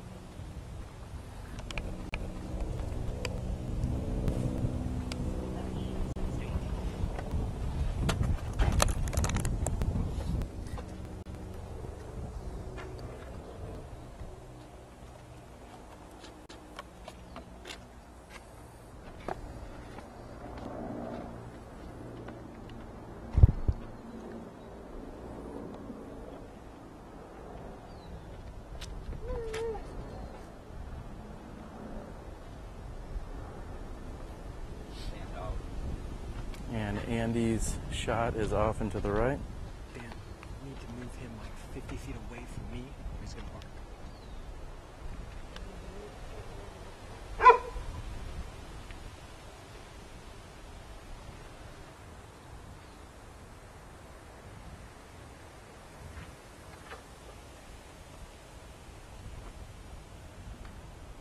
Oh, and Jeff gets a very unfortunate break by hitting the tree and then going straight OB.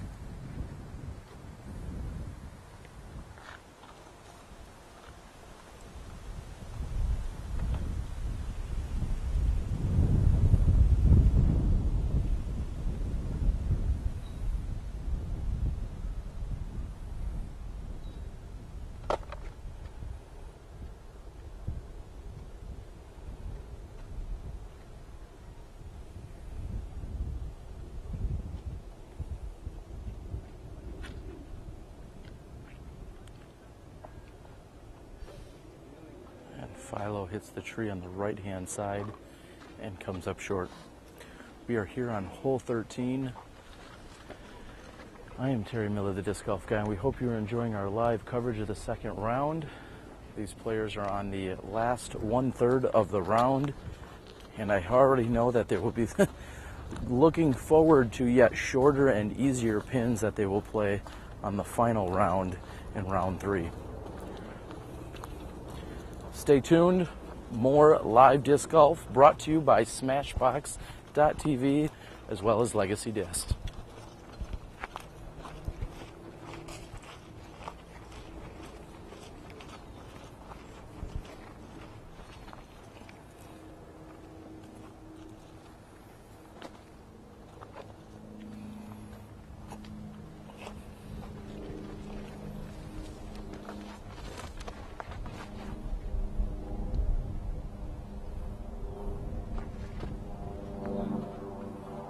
Slid right over the top, and he will be looking at taking his par 3. And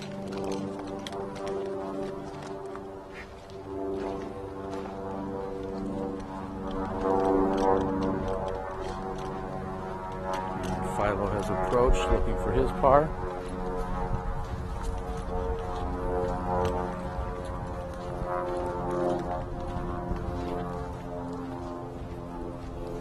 As I mentioned earlier, this concrete pathway is actually treated as if it were an out-of-bounds river.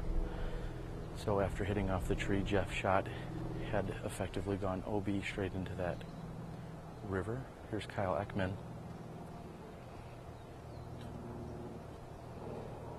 And he is up and over.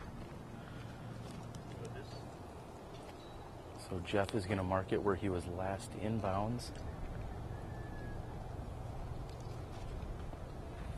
Jeff looks to have about 50, maybe 55 feet to the pin here. Max is probably about the same. We'd say Jeff is close to 60. Max is maybe at 50 to 55. Jeff will be up first to putt.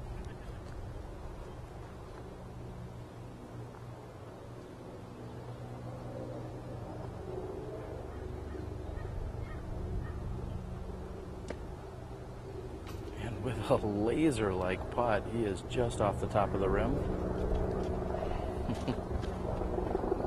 I think he was off by a little more than the 2 or 3 inches he showed, but it was a very nice attempt.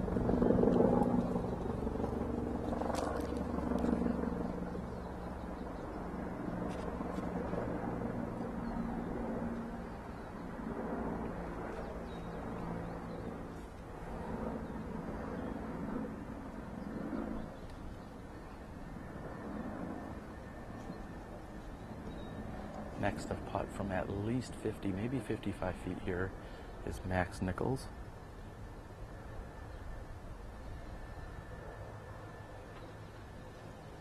Oh, and Max just is unstoppable, carding his 7th birdie in a row.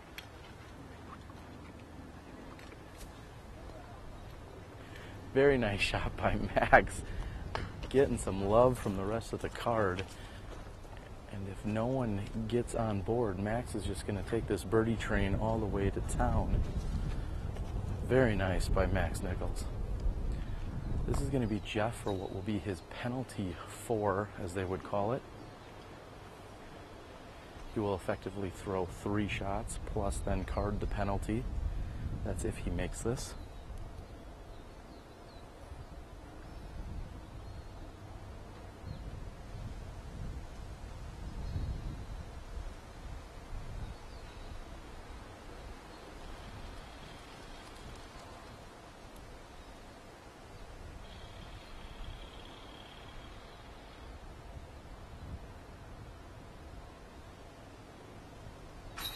And just squeaking over the basket. As I said, he's carded his 4P, is what it will look like on that scorecard.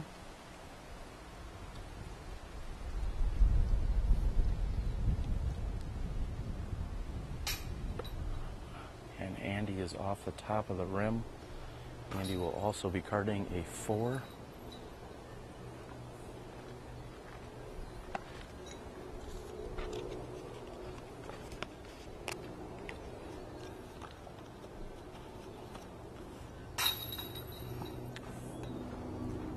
Philo and Card's a par 3. Andy, as I mentioned, takes a 4.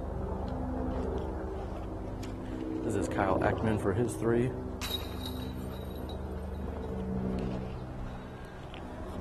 And there you have it, yet again, Max Nichols with the only birdie here on hole 13. I'm the disc golf guy. I'm the disc golf guy. I'm the disc golf guy. I'm the disc golf guy. And this is my video blog.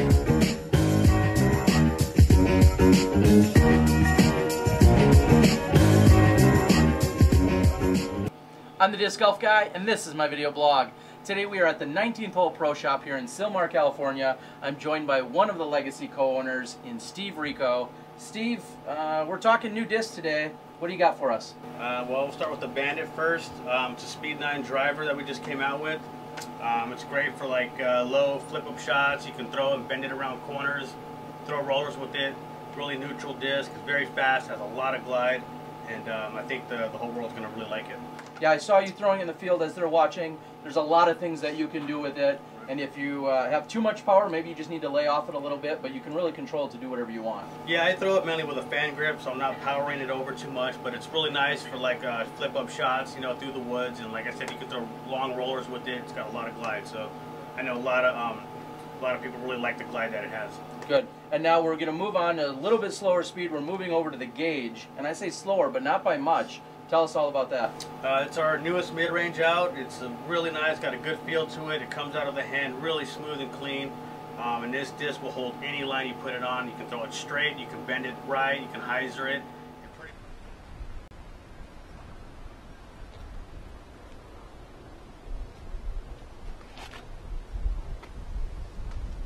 And Max somehow gets through the tree, did not hit the alley.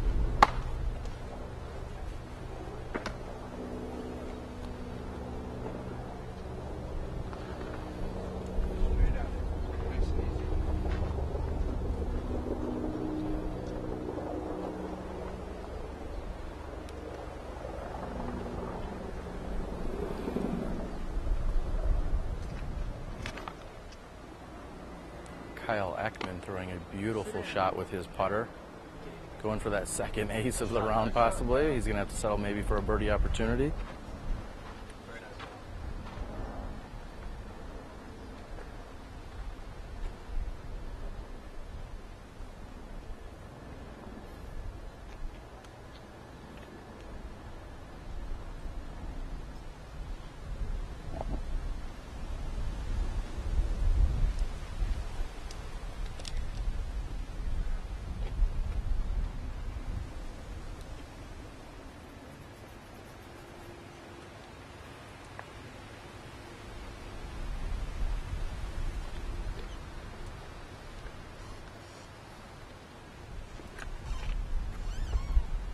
Philo's shot has turned over as he continues to struggle here, a little bit frustrated.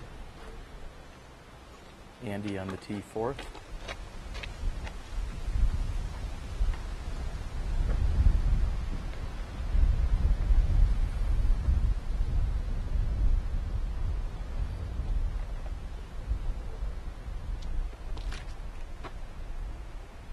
Andy's going to need a little turnover. The wind is pushing from the back. However, he's going to be left of the pin.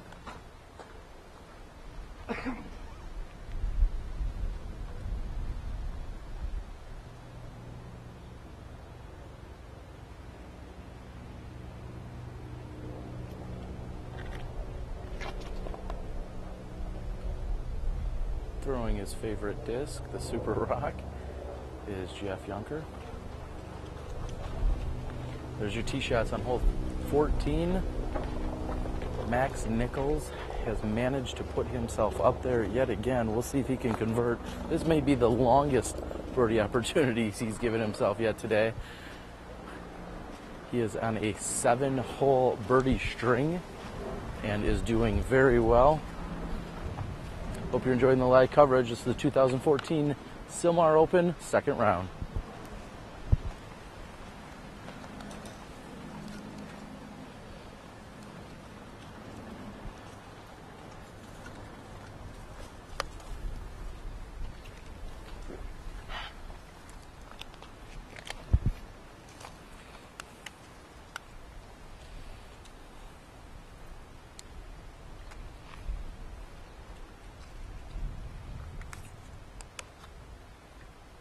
Max Nichols is lining up him shot.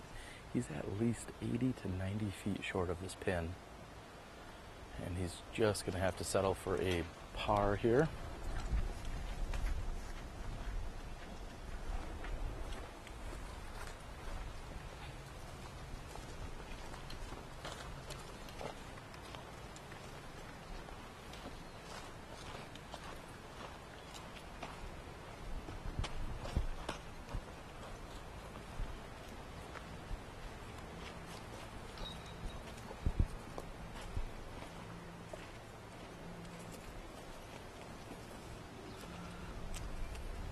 Looks like next to putt will be Philo. Philo seems to have just be a little bit off today. Normally Philo is dialed in and is birdieing left and right. However, just a little bit off today means that you're going to card some pars out here. And unfortunately, as this course gets easier in rounds 2 and 3, pars are not going to move you up on the leaderboard. We'll see if he can get things going. He's got about 50, maybe 55 feet here for this birdie opportunity.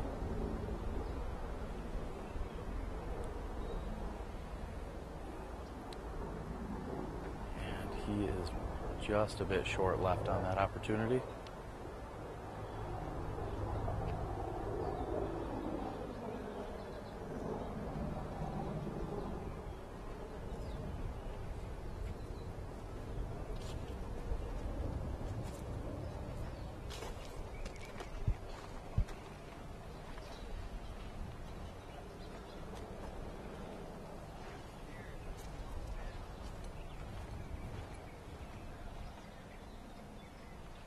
The rest of the players trying to determine exactly where they're at and who's out. Looks as if Jeff will be next to throw. Jeff also at least 50 to 55 feet away from this pin. He has gone long of the basket.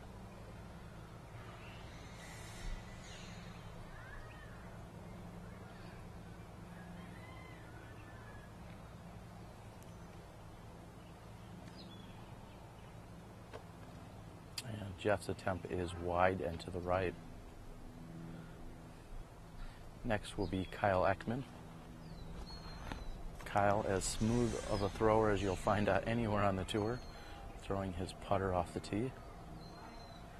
Kyle has given up a few strokes to Max Nichols and has relinquished his lead that he had back on hole 9.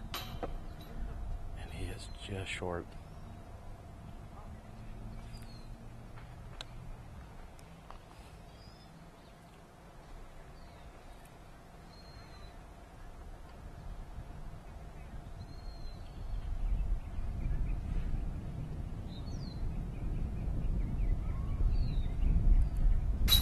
Andy makes good on his birdie opportunity from 28 feet, claiming one time. He's going out and giving out the high fives, asked for or not. Very nice. This will be Jeff for his par.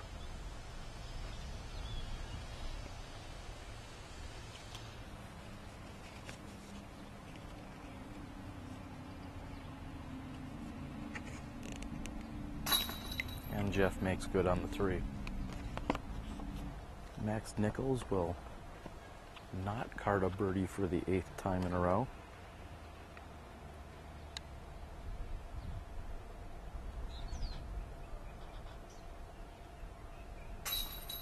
He will have to settle for a par.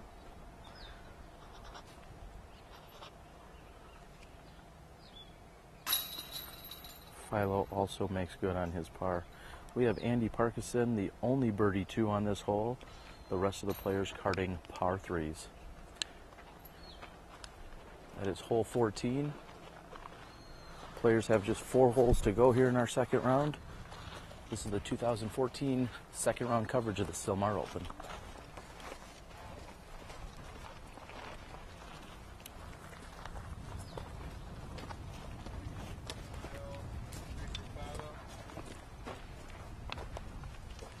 Yep. 290. 290. Easy.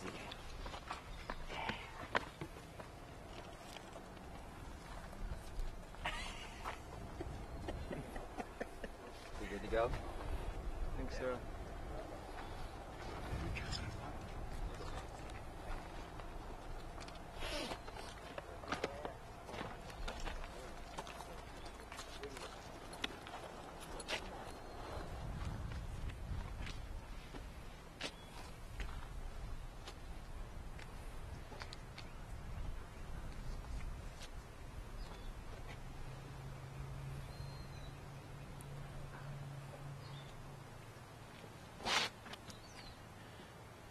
Andy with a laser-like forehand is thrown out and wide. However, this does play slightly downhill and to the right.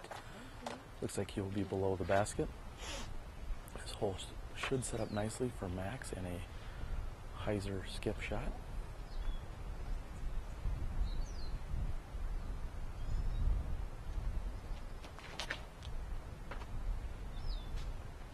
And Max definitely slowed down by that tree branch on the left-hand side.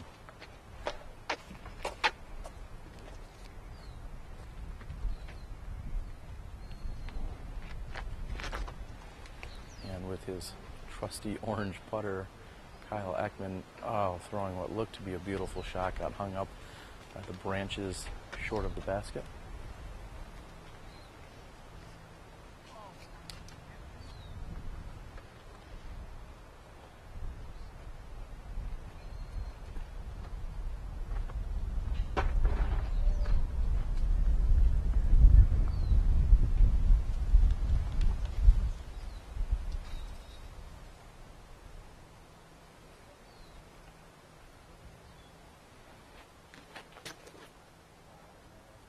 Philo throwing a rock which was wide to the right.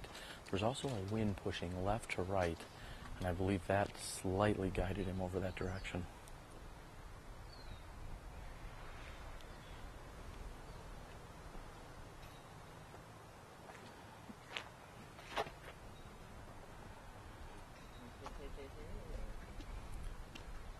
And possibly going deep is Jeff's drive. We're here on hole 15. Just a few holes to go as these gentlemen will be coming in. There's not a lot of trouble, so to speak, on the remaining few holes.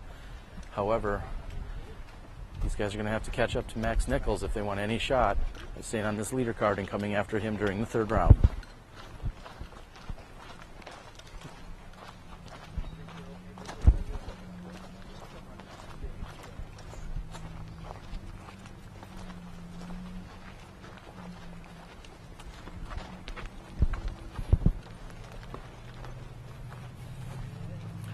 As we're walking down hole 15, again, we have to thank everyone that is on board, watching live at home, or maybe not even at home, but from your mobile device.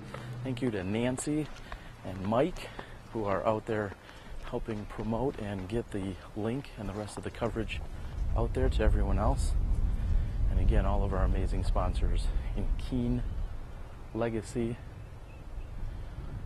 As we wait, we will see that Philo is going to be putting.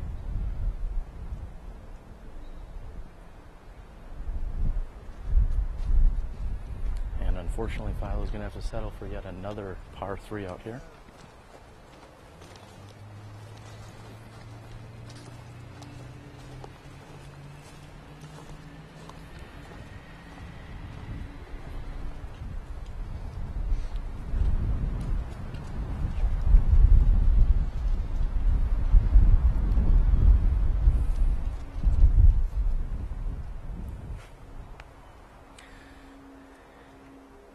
And again, we've seen Jeff's tee shot go considerably long of the basket. Seems as if Jeff has maybe more power than he realizes on some of these holes.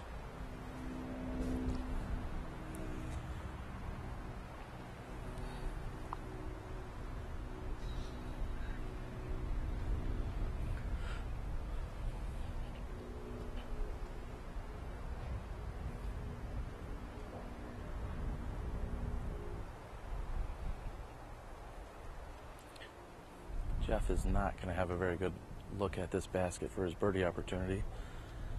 I expect more of a layup than an actual run here.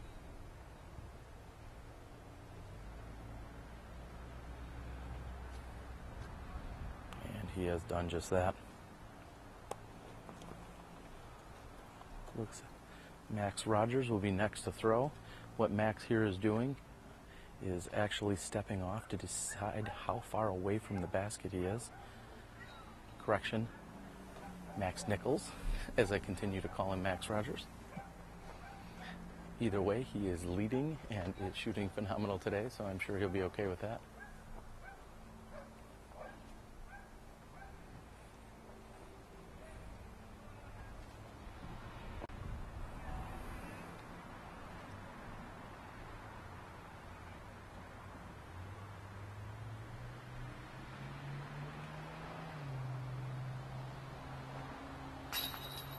And as he's done so many times this round, Max makes good on his birdie opportunity.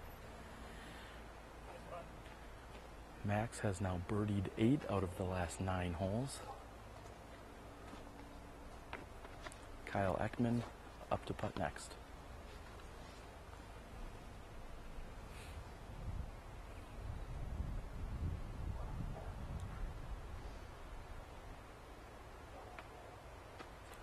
Kyle hits a tree on the left-hand side of his putting stance.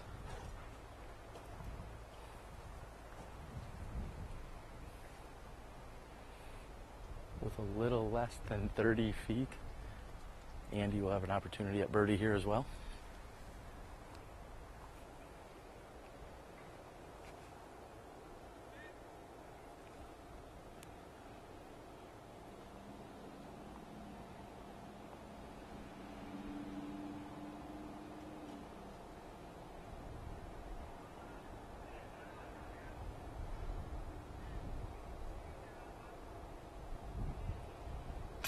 And Andy just scoots over the rim and in, also putting in for his birdie, taunting his fellow competitor in a playful way, telling Max that if he can do it, Andy can do it as well, and they've both birdied.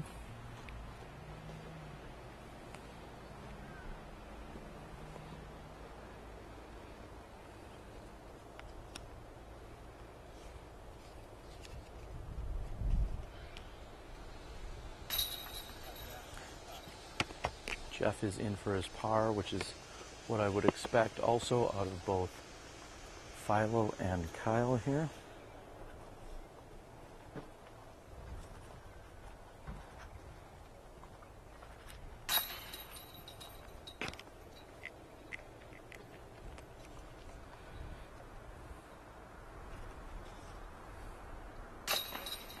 And there you have it. That is hole 15, ladies and gentlemen. We'll be back with you in a moment. I'm Kelsey. This is hole 16 at Sylmar. There's a double mando on this hole, so it's a little tricky. Play slightly uphill. Jump put it if you have to. Back 2. Kyle 3. Andy 2. Yes, please. Philo 3. Joker 3. Giving them along. And 6. Here. Sit. Nice part job. Thanks.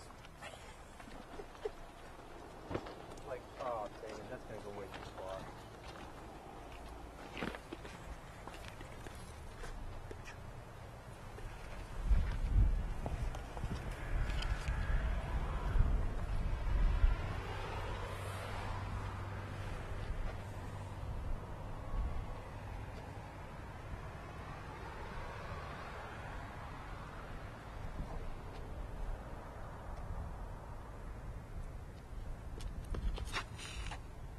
Andy going with the low shot here on the double mando. And he's thrown a beautiful shot here on hole 16. And you, baby. Oh, nobody else, huh? Okay, Philo too. Too late for that.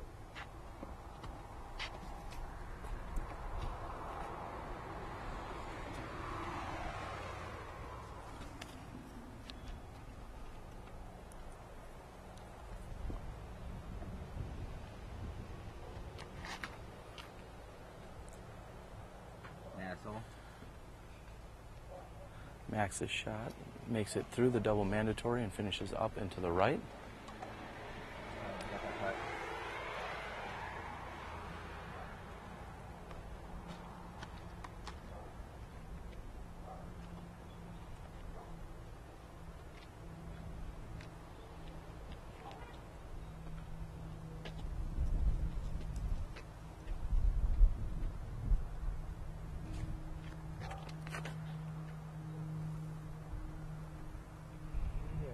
Kyle looking for it to sit down, and a very nice shot here by Kyle Ekman.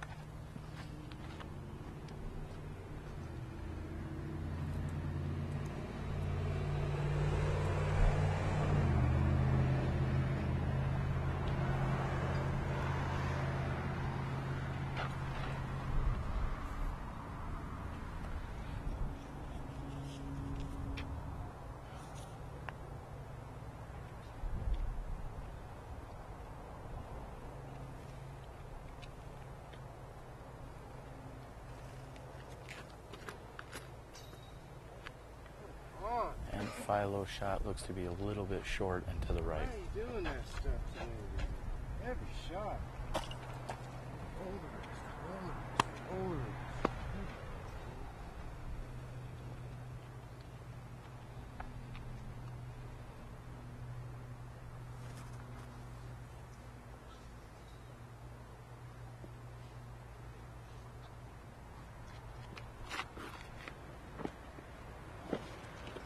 And Jeff throwing a very nice hyzer flip-up shot, easily making the double mando and put himself in birdie opportunity.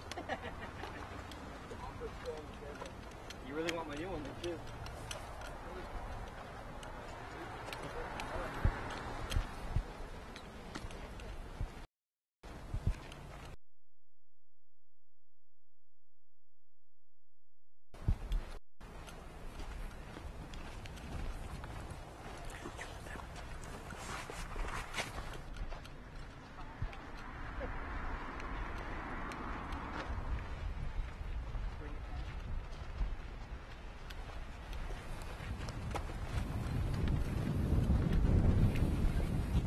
As you can see here on hole 16, that double mandatory making them throw through the two trees makes for a much more challenging shot and hole. All five players easily navigating through it. However, looks like, as Philo said, he had rolled his wrist. He feels like he's been doing that throughout the round. He's left himself with a very long birdie opportunity here.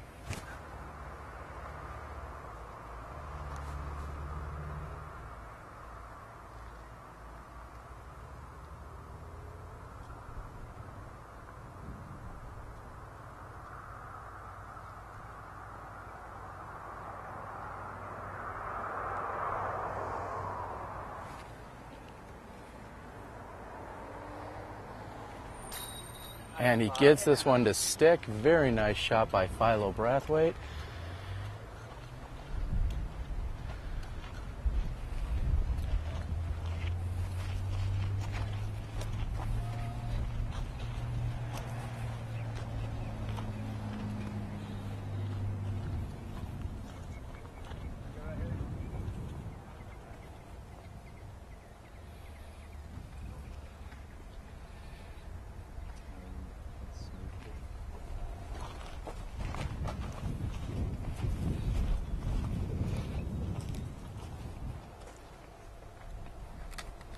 This is going to be Jeff's birdie opportunity. He has, in fact, gone past the pin.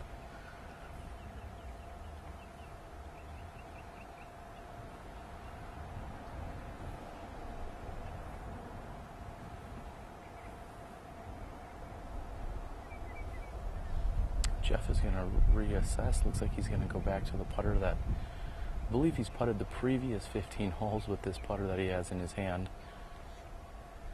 It looks like that's what he's going to here.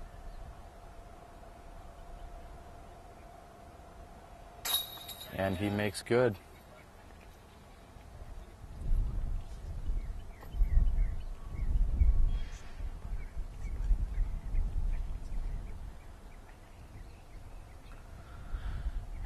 And Max Nichols, who again has birdied 8 out of the last 9 holes, looking to distance himself from the rest of this card. He's got a great opportunity to make birdie here. Max Nichols was actually the runner-up last year. Oh, and a rare miss by Max. Him and Steve Rico of Legacy Disc had gone head-to-head last year in a playoff. They had apparently finished in the dark, birdieing holes left and right, and ultimately Steve Rico came out on top.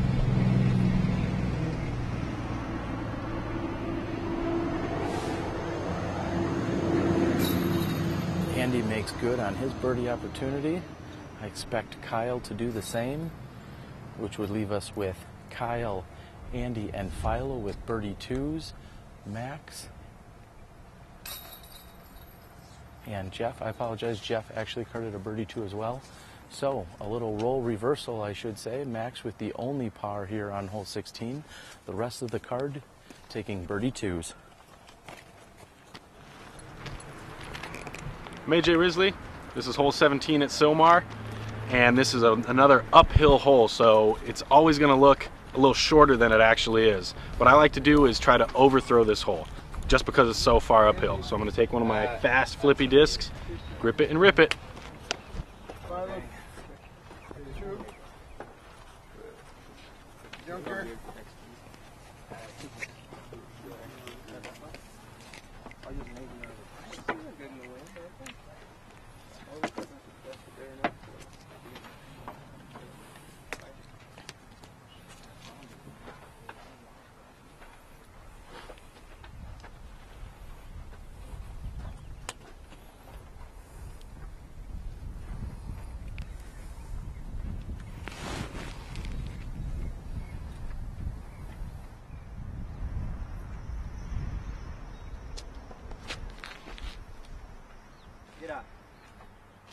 Andy asking for it to get up, so to speak. Very nice shot as they play up to the rock wall. The basket's about 25 to 30 feet past those rocks, so anything at the rocks and beyond is a good shot.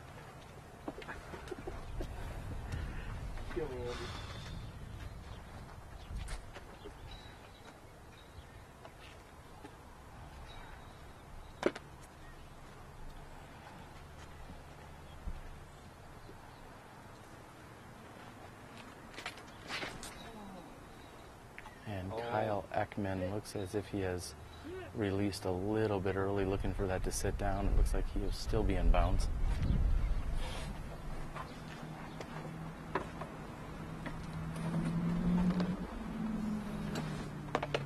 Third to throw will be Philo Brathwaite.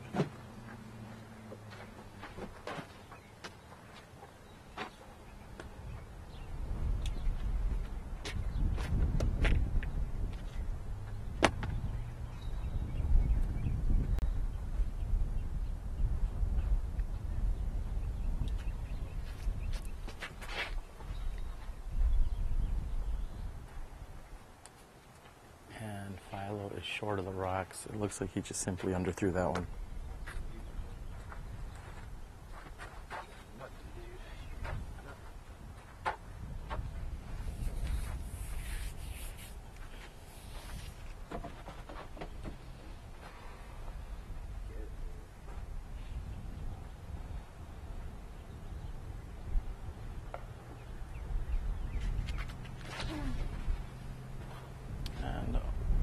Doesn't seem as if he had turned that one over. There is a left to right wind here. However, Jeff needed that to turn over and ride a little longer. Last to tee is Max Nichols.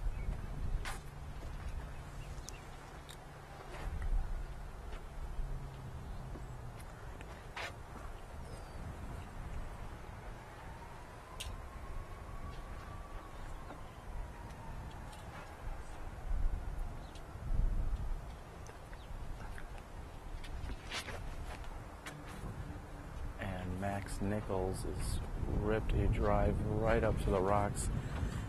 I know he was hoping for a little more on that, but he will have a putt at a birdie two.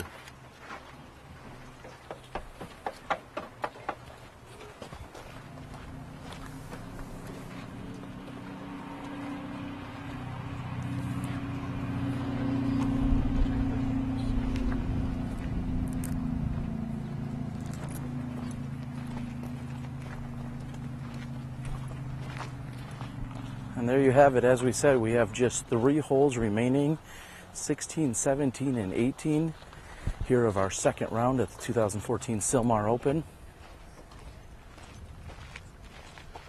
Oh, clarification there. I apologize. I'm lagging behind ever so slightly. That was actually, it was the tee shot here on hole 17. Just 2 holes remaining. They will move the pins into shorter and slightly easier positions for our third round. Third round will kick off just a few moments, so to speak, after the second round is done. They'll wait for all the scorecards to come in and the pins to move, and they will send them back out.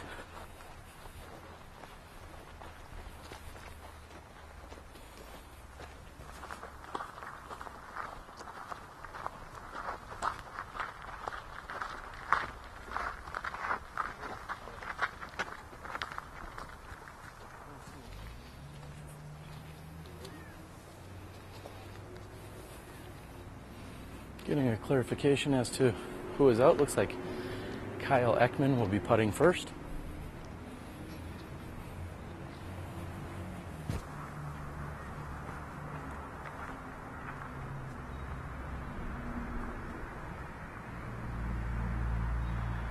Oh, and from 45 feet, Kyle is just off the front of the shallow rim.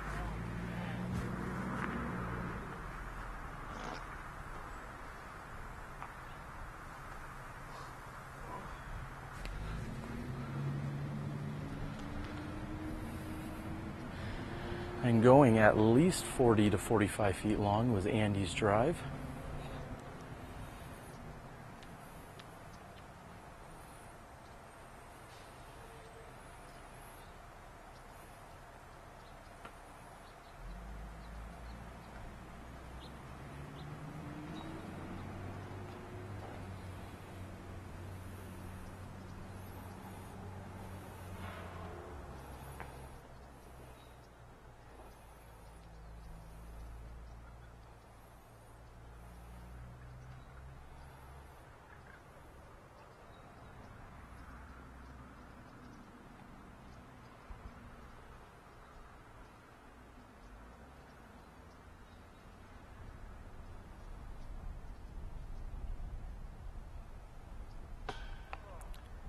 Philo is also just off the front of the rim.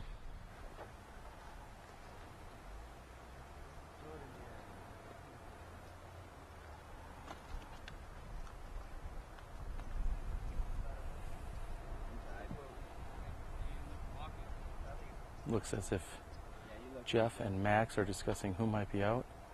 And just to give a further clarification, in speaking to Jeff, he actually has been putting with a Champion Leopard this entire round.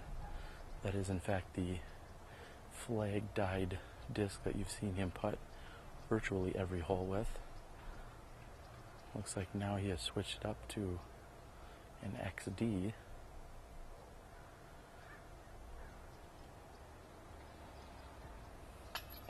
And maybe he should have stuck with that Leopard.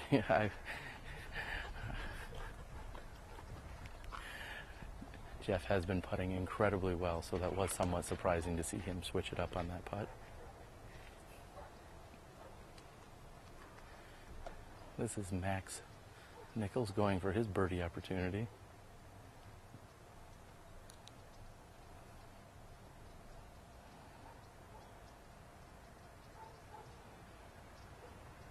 And Max makes good. He will again be the only player on this card to take a birdie 2.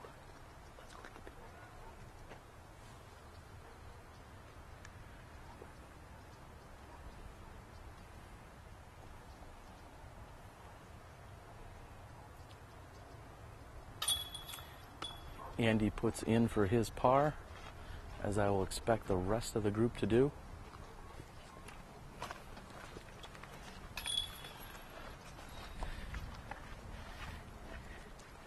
And we have seen it before. Max Nichols cards the only birdie 2. The rest of the card will take par 3s. And we are moving on to hole 18, our final hole of this second round. You're watching SmashBoxxTV. presented by Legacy Discs. I'm your host, Terry Miller, the Disc Golf Guy. We have just one hole to go. It's hole 18 at Sylmar. It's got a low ceiling. Got to rip it pretty hard to get it there. You can't throw it high, you're going to hit and drop. So probably a fairway driver is a good disc for this hole. And that's how you play hole 18.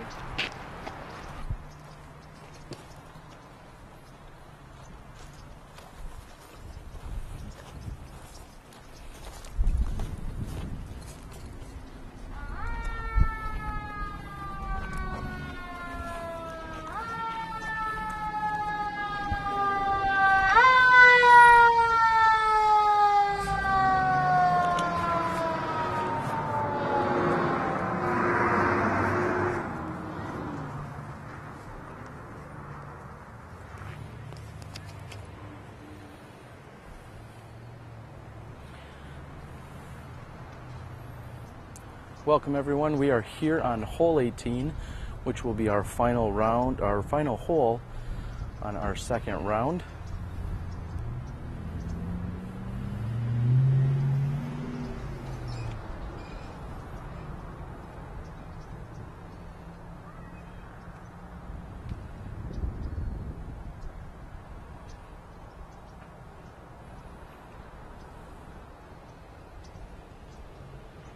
And Max has to throw something that turns over or comes perfectly straight, and he has done so. He's going to have a very obstructed putt. He may not be able to make that from the position he's going to be in with the tree that will be directly between him and the basket.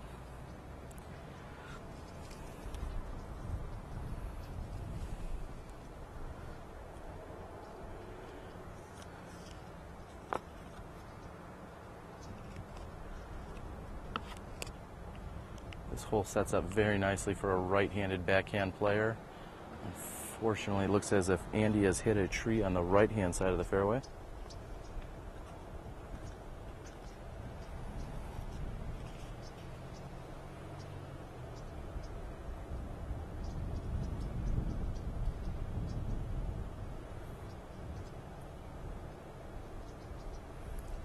Kyle Ekman has thrown a beautiful shot and gets the kiss off the tree to slow him down. He's looking at just 10 feet for his birdie on the final hole.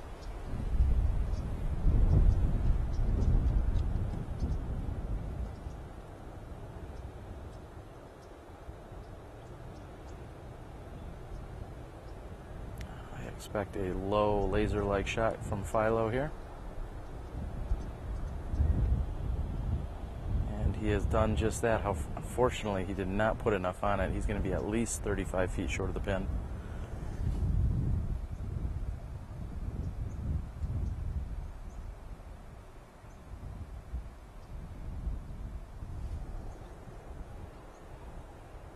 Feel a little bit of wind in the face of these players as they're on the tee. It's slightly protected, however, there is a little bit of a headwind down there. And an absolute park job here by Jeff Yonker.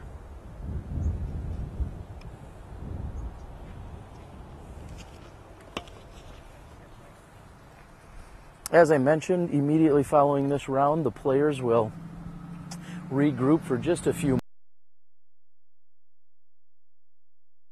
shorter positions here in this third round. They will have a very brief turnaround. It is customary that the players will have a 1 hour break from when the last scored card comes in. However, this being a unique situation with a 3-round tournament, I don't believe all players will get that one hour break. It'll be more like 15 to 30 minutes. Some might consider this somewhat of an Ironman competition. Andy here is just looking to get up and down and card a 3 and move on to the final round.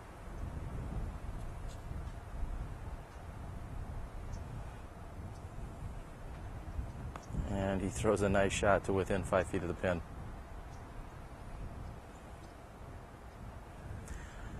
Just a quick clarification as well, you will be going to a different YouTube link to get the third round coverage. That will be an entirely new link.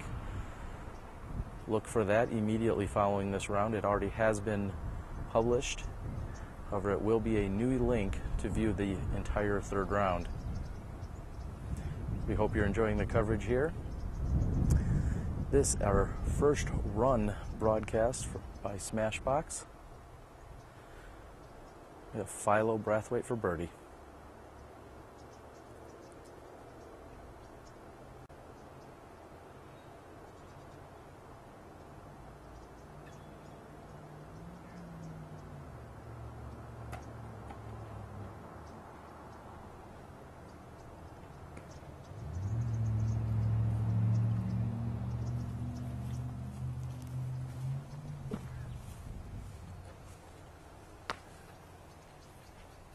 And as I mentioned, Max has a very challenging stance here if he's going to try and get this birdie. Looking to do a straddle out and to the left. Seeing how his disc will naturally fall left to right, I'm going to guess that he is going to stretch to the right. All right, I am a little perplexed by that, but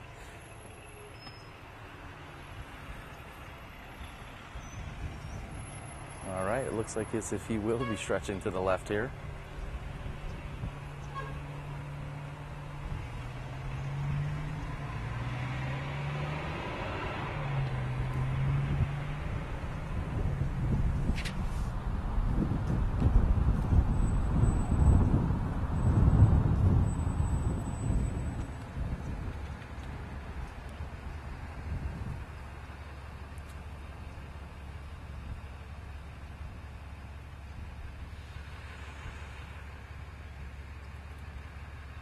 And Max going for the slight Anheuser.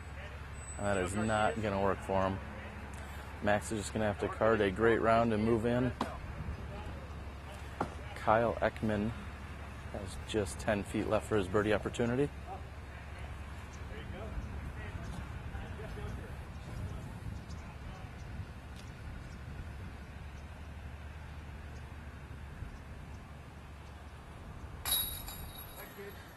And Kyle puts in for his birdie too.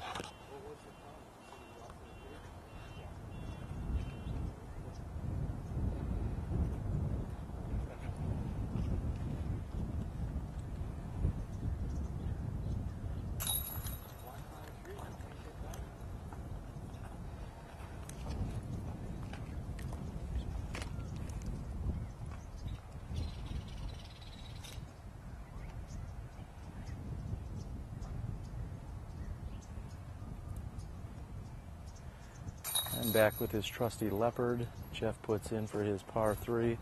I expect both Philo and Andy to do the same. Nice birdie, Jeff. Clarification, yes, Jeff actually had birdied that hole.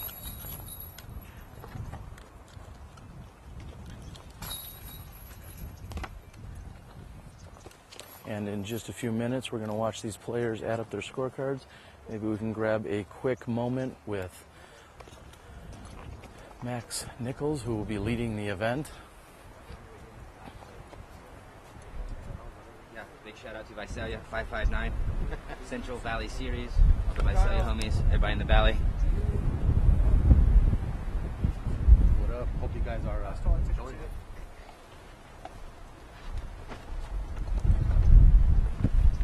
it. Andy.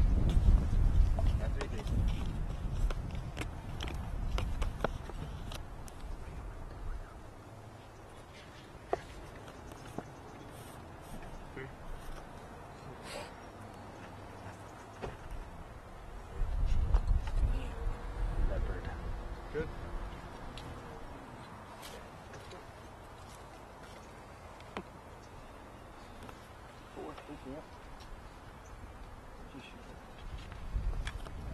What'd you do, Jeff? 4, 3. What are you going to do, Philo? Let's get better than that. Yeah, it's fun. First time. Hey, nice ace, man. Get some money, I owe you $1. Good dog, Jeff. Yeah. Thank you, Terry. It's fun walking with you. No problem, thank you. Man. And in just a moment, as soon as they've added up their scorecards, we're going to grab a quick interview with Max Nichols. These guys will then take a brief break and prepare for round 3.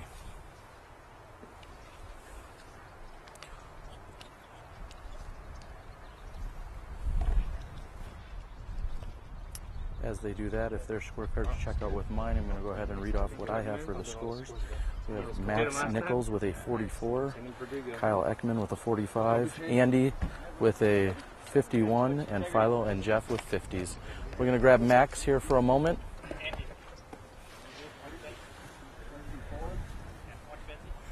All right, we have caught up with Mr. Birdie himself, Max Nichols. Max, you put on quite a show out there. At one point, you had 7 birdies in a row, and I believe you had 9 out of 10. What were you thinking? I wasn't thinking about anything. I try not to think about my score. You know, it's if you know what you're at, whether you're doing bad or good, you're already putting pressure at yourself. So I don't even know I had a string of birdies. I was just playing the next shot. Exactly, absolutely. So how do you feel like this layout works for you compared to what you're going to see in just a few moments on the third round? Well, this layout was a little different than I expected. I came here 2 days early and I was throwing a bunch of shots at all the pins. You know, it says the second round's going to be middle pin. Well, there's like 3 middle pins, so I'm throwing them. And so I was actually surprised to see the layout now, so I don't know what to expect the next round. All I know is it's going to be short, and the wind will probably stay up. It probably will. Now, last year you came up just a bit short. You had an epic playoff battle with one Steve Rico. This year you're looking to come out on top. What are you going to do to attack this last round? I'm going to do the same thing. Just not think about my score, not think about what my opponents are at, just kind of play the course. We saw Kyle jump out really hot. He got started with a lot of birdies to begin with, and then threw an ace in, which is historic for us here at SmashBoxx in our first broadcast. What'd you think of that? I thought it was awesome. So at first, I actually thought the wind was going to take it, and then I realized, okay, it's a stable Excalibur, and it didn't even skip it. It just bounced in. It was that stable, but it was awesome. All right. Well, there you have it, shooting a 44 that round, a 10 under par. He's got the lead by 1 stroke right now. That is Max Nichols, and we'll see more of him in the third round. Best of luck to you. Thanks, Ted. All right. All right, well, you heard it from Max. Very exciting first round coverage here that we could bring you, which was round 2 of the 2014 Sylmar Open. Max is in the lead. Kyle Ekman throws in a birdie, and we have amazing weather and awesome golf. I don't know what you could ask for, if anything more. All right, for Terry Miller, the Disc Golf Guy, we are signing off here at SmashBoxx. We're looking forward to seeing you for the conclusion of this tournament, which will be round 3 in just a few moments. We'll see you then.